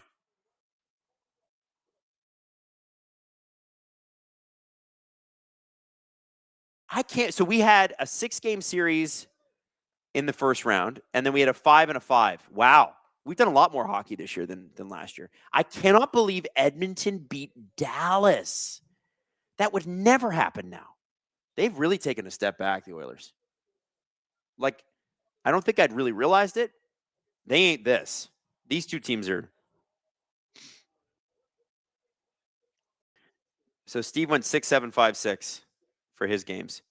But we've had a lot longer series this year. A lot longer. 6 in the first round, Oilers. 6 in the second round. What was that, Hayden? 6, 6, and 3. I don't think with Maddie's series, did I have a game 7? I don't think I did. I haven't had a game 7. I haven't had a game 7 since, look at those poor Avs fans in the crowd. They just look dejected. I haven't had a game 7 since, I think, Edmonton, Vancouver in 23-24. I'm pretty sure that was the last game 7 I had. Man, it makes you realize how special they are when they happen. 5:14 to go in the third period, by the way. Colorado outshooting Vegas 30-22, but Vegas, more importantly, outscoring Colorado 4-3. First period was absolute dominance by the Colorado Avalanche. Second period, absolute dominance by the Vegas Golden Knights, and it's been a pretty even match here in the third. Penalties on both sides, chances on both sides. But Thomas Hertl, who didn't have a goal for almost 2 months, has scored his third goal in 6 games, put the Vegas Golden Knights up 4-3. And there is only 4 minutes to go here for Colorado to try to tie this up. Just Jimmy said, if I had a nickel for every time the Avs and Lightning had a 3-0 lead in the first period of a game in a series where they blew it and eventually went down 0-3 in the series, I'd have 2 nickels. I like that. Yeah, you'd have so much money. GSD says, something tells me we're not getting the battle of the natural disasters in the final this year. It sure doesn't look that way. Drew, 4891, dropping more SDPN memberships. Oh, my God. Wow. Man, Adam, what does it say? Man, Adam, I bet you wish you were Steve with all the Game 7s he's been through this year's playoffs so far. Steve always gets Game 6s and 7s. Even with the Leafs last year, he got a Game 6 in the first round and a Game 7 in the second. He gets long series. Brent Burns at the point, 348, redirected in. Parker Kelly redirected that, but it just went a little wide. O'Connor, back to Kelly.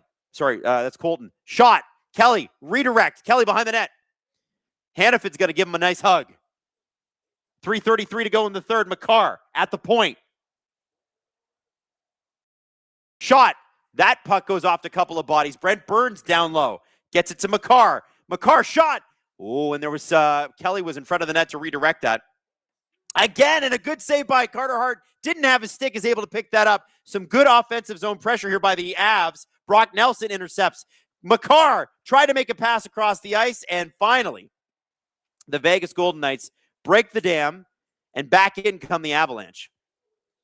O'Connor needs to go off for a change here. He's exhausted. I don't know why he's forechecking. Get off the ice, O'Connor. Do not get caught. Drew 280, Drew 48. You're out of control, man. You're out of control. Thank you for the super chats, or not super chats, but thank you for those too. Holy. We've only had 2 overtime games in these playoffs, Hayden and I, and both of them ended within about 5 minutes. So we have not had long overtimes. We have not had anything beyond a game 6. And it's looking like I'm going to go the entire playoffs this year and not see a game 7. Unless Colorado has some sort of wild miracle comeback here. They can still tie this game up, but it just doesn't feel likely, does it? Doesn't feel likely. Eichel in with the puck on Kulak. Dumps it low, does the smart play. It's Parker Kelly after it. Manson. This will be the shift before McKinnon, Landeskog, and everybody else comes out. And Marty Necas needs to make another play like he did in the first period. Set up Nazem Kadri beautifully for a goal. Marty Necas across the blue line. Gives it to Kadri. Kadri getting it down to Necas. And Necas just could not get his puck on it. Anderson had him tied up. And it's wild in there. Makar with it at the point to McKinnon. Shot out front. There's a rebound. And there's an empty net. It's Barbashev. He's going for it. McKinnon after it. Barbashev with the backhander just misses the net. 1:25 to go in the third period. Makar lining it up at the blue line. Nelson fires the puck in deep. McKinnon behind the net. McKinnon looking for a passing lane. McKinnon to Makar at the point. Makar to McKinnon on the half wall. McKinnon with a shot. Hart with the save. McKinnon to Necas behind the net. This is intercepted. And it's Brett Howden. Across the ice. Brett Howden scores! The Vegas Golden Knights. Oh, it's William Karlsson. Maybe not Howden. The Vegas Golden Knights. We're down 3-0 in this game. And they are 58 seconds away from being 3 up in this series. Unbelievable. And it was Brett Howden with the goal. Did I get the right call? Wow. And you just have to tip your hat to them. They're just doing everything right. It's an unbelievable. Oh, wow. Like you just can't believe this. Are the Colorado Avalanche really going to go out in 4? McKinnon is in serious pain after taking a puck to the side of the knee. This is a game the Colorado Avalanche should have held on to. But the Golden Knights are just doing everything right. Now, let's see if the Avs, they've got the goalie pulled again. Holy, this is just, you just can't believe it. You can't believe what you're watching. Listen, if you picked Vegas to win this series, fine. I bet you didn't pick them in 4. I bet. And the brooms are out. And the super chats are out too. Ghost of War says, can we get a wellness check on producer Drew? I'm not talking to producer Drew. I'm not going to talk to him tomorrow either. I'm going to leave him alone. Hayden says, I'm not talking to him until Wednesday. That's after game 4, by the way. I don't know if you want to talk to him Wednesday either. Giggling Cat, $50 super chat, Giggling Cat. Oh my God. Thank you, Giggling. Wow. She's celebrating. Daniel Reynolds, maybe the Pacific was not so weak. Central is ass. Well, the pillow fight has turned into a Stanley Cup fight. Johnny says, I don't know why, but having an amazing regular season just does not equate to a Stanley Cup. It sure doesn't. Shot out front. Colorado. Wow, what a save by Carter Hart. Colorado had a great opportunity there to make it 5-4, and Carter Hart made the pad save. The cushion went down, and out bounced the puck. Kadri with the puck. Carlson. And it is going to be an icing. No, it's not. 13 seconds to go. Ladies and gentlemen, the Vegas Golden Knights are about to go up 3-0 in this series. Improbable. Some would have said impossible, but they're doing it. They're doing it. And listen to those fans, and there's the buzzer. It's over. One more win, and the Vegas Golden Knights will punch their ticket to the Stanley Cup final. The Vegas Golden Knights, in what people called the weakest division in hockey, are taking the President's Trophy winners. They got them on the ropes, 3-0. The Vegas Golden Knights with a goalie that could not get it right all season long. Let's be honest, Carter Hart wasn't very good. He wasn't even good against Utah, but Torch stuck with him. And this penalty kill from the Vegas Golden Knights that started to really show itself late in the Utah series and especially in the Anaheim series has continued its unbelievable run. Not a passing lane available. Not a minute available on the forecheck either. They just hound you. The Vegas Golden Knights 1 game away from their 3rd Stanley Cup final in 9 freaking years. And that's all they've been in for. 9 years in their entire existence.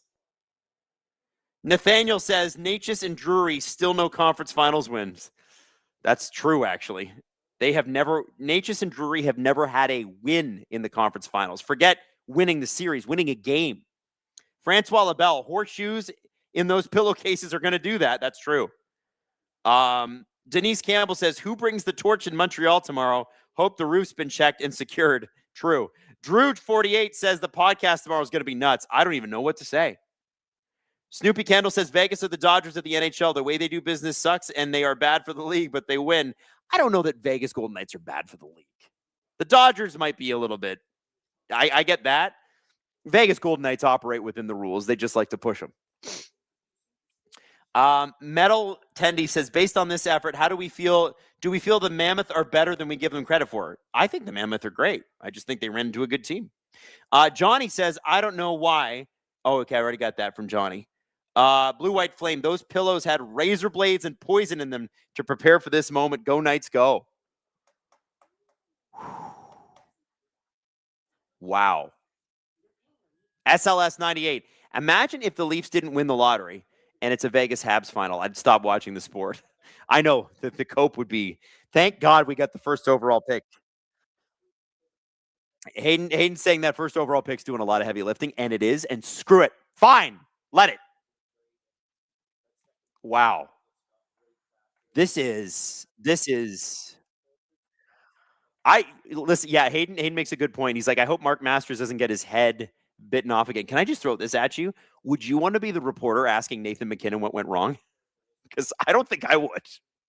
I don't think I'd want to know. I'd be like, anyway, I'll ask Marty Natchez. Who doesn't speak English here? That's who I'm going to go with. Hayden, what was it? What'd you say? So you'd work execute into the. So how would you say you would execute? You execute into the first, but not in the second and the third. Raj, welcome to SDP VIP. Hell yeah, brother. Welcome. What a great sport this is that we watch. I don't know what to say. Now, this is probably a good time to remind you that we're going to be back for Game 4 on Tuesday. Tuesday night, you and me, Game 4. Is it a sweep? I've never seen a sweep. I've never done a sweep in my time streaming. Could this be the first? Seems hard to imagine, but damn. Cue Ball says, cue the Bo Burnham evil laugh meme. Go Knights, go! Oh, there were some brooms in the chat tonight. There were some brooms after goal 2 went in for the Knights, too. Johnny says, you may disagree, but the Leafs should draft Reed with the first-round pick. They need defense more than a high-end forward. I do disagree. I think you take the high-end forward who's way better than Chase Reed. But that's okay. You agree to disagree. Metal Tendy, based on Vegas's play, how would you stack them up against either the Canes or Habs? Honestly, it's hard to know because it's been a long time since they played each other.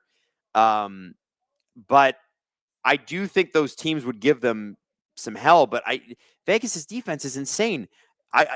Carolina versus Vegas would be interesting because it would basically be two defensive teams going, I don't want to score, and neither will you. Montreal would be fun, but I think Vegas, how would Vegas? I don't know. Straight up, Hayden thinks that certain guys in Montreal would get eaten alive. Yeah, I don't know how much. I think you'd have to play Struble more than you play Xhekaj. I think you're right. I think Carolina would be more prepared, but you run into a red hot Jakub Dobeš against a red hot Carter Hart. I don't know. I want to focus on Game 4, to be honest with you, because I just can't imagine. There's no way this series ends in a sweep, is it? This is not a series sweep thing, is it? This has got to be at least 5 games, right?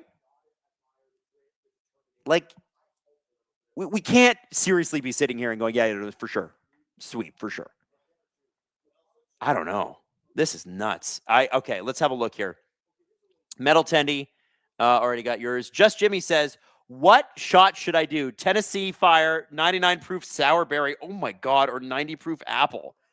All right, guys, what one should Just Jimmy do? I don't know. 99 proof? Holy that'd be intense, man. Girthy Bettman, this game just reminded me I got to go do some chores because I got to sweep up. Johnny says, so is the Leafs plan to outscore all their problems? Good luck. Johnny, Chase Reed is not going to play in the NHL for at least another year. He's going to college. You got to watch the Scott Wheeler segment. He's already committed to college. He's not coming to play in the NHL next year. Also, it takes the NHL defenseman, the average one, 200 games to reach their full potential. Doesn't fit the window. He said Chase Reed is going to play minimum 2 years in college in the segment. Sorry, he's not the right guy. They need to win now. So it's got to be McKenna. Anime Cowboy, if the final is Vegas versus the Habs, how do you call in a wellness check on the entire city? I think it's an LOL series. Listen, Toronto being Toronto, we're used to getting punched around, and our team doesn't help us. I would love to not have this hanging over our heads all the time, but how do you the way Toronto would lose series was the most embarrassing way possible. It's just a part of the makeup of this particular core. It didn't used to be the Leafs thing. During the Matt Sundin era, that was not how Toronto was viewed. But yeah, no heart and soul, man. No pulse. I hope that changes this year. SLS 98, for the people blaming Toronto media and fans, imagine being a Yankee in New York City or playing for Real Madrid. Leaf fans aren't surprised Marner is succeeding. Hey, how about this? Let's make it about the teams that are playing. Vegas deserves all the credit, Marner included. He's been phenomenal. Metal Tendy, how about them Marlies? Again, good for them. Happy for them. Let's talk about the game, though, because I think we've watched something pretty special here. Johnny says they won't win now, so it's pointless. McKenna won't save that worthless franchise. Johnny, tell John Shaika, man. I'm just telling you what they're gonna do. Johnny, I don't work for them, man. I'm just telling you what they're going to do. I'm not telling you it's right or it's wrong. I'm just telling you what they're going to do. Just Jimmy, the 99er, was straight hand sanitizer. Yeah. All right, guys. Tomorrow, Steve Dangle, 8 o'clock. It's going to be, is it 8 o'clock, 7:30? Whatever it is. Tomorrow, Steve Dangle, Canes, Montreal, Game 3. Tuesday, me, you, Golden Knights, Avs, and it's going to be Tuesday night for the sweep. Potentially my first ever. 8 p.m. tomorrow. Tuesday's a 9 p.m. game. Okay, so I'm going to let you guys go because I got to hang out with Tim Haraney now and do a recap of the Montreal Grand Prix, nailing the Apex. You guys were, I do want to say this, you guys were phenomenal tonight. Appreciate you all for being such a great group. The super chats, the gifted subs, everything that you guys did. I just hope you know how much I appreciate you being here and how much fun this was. I love you all very, very much. See you all tomorrow. Also, Steve Dangle podcast. So I'll see you all then too. I'm going to save the rest of my voice for nailing the Apex, and I will see you tomorrow and Tuesday.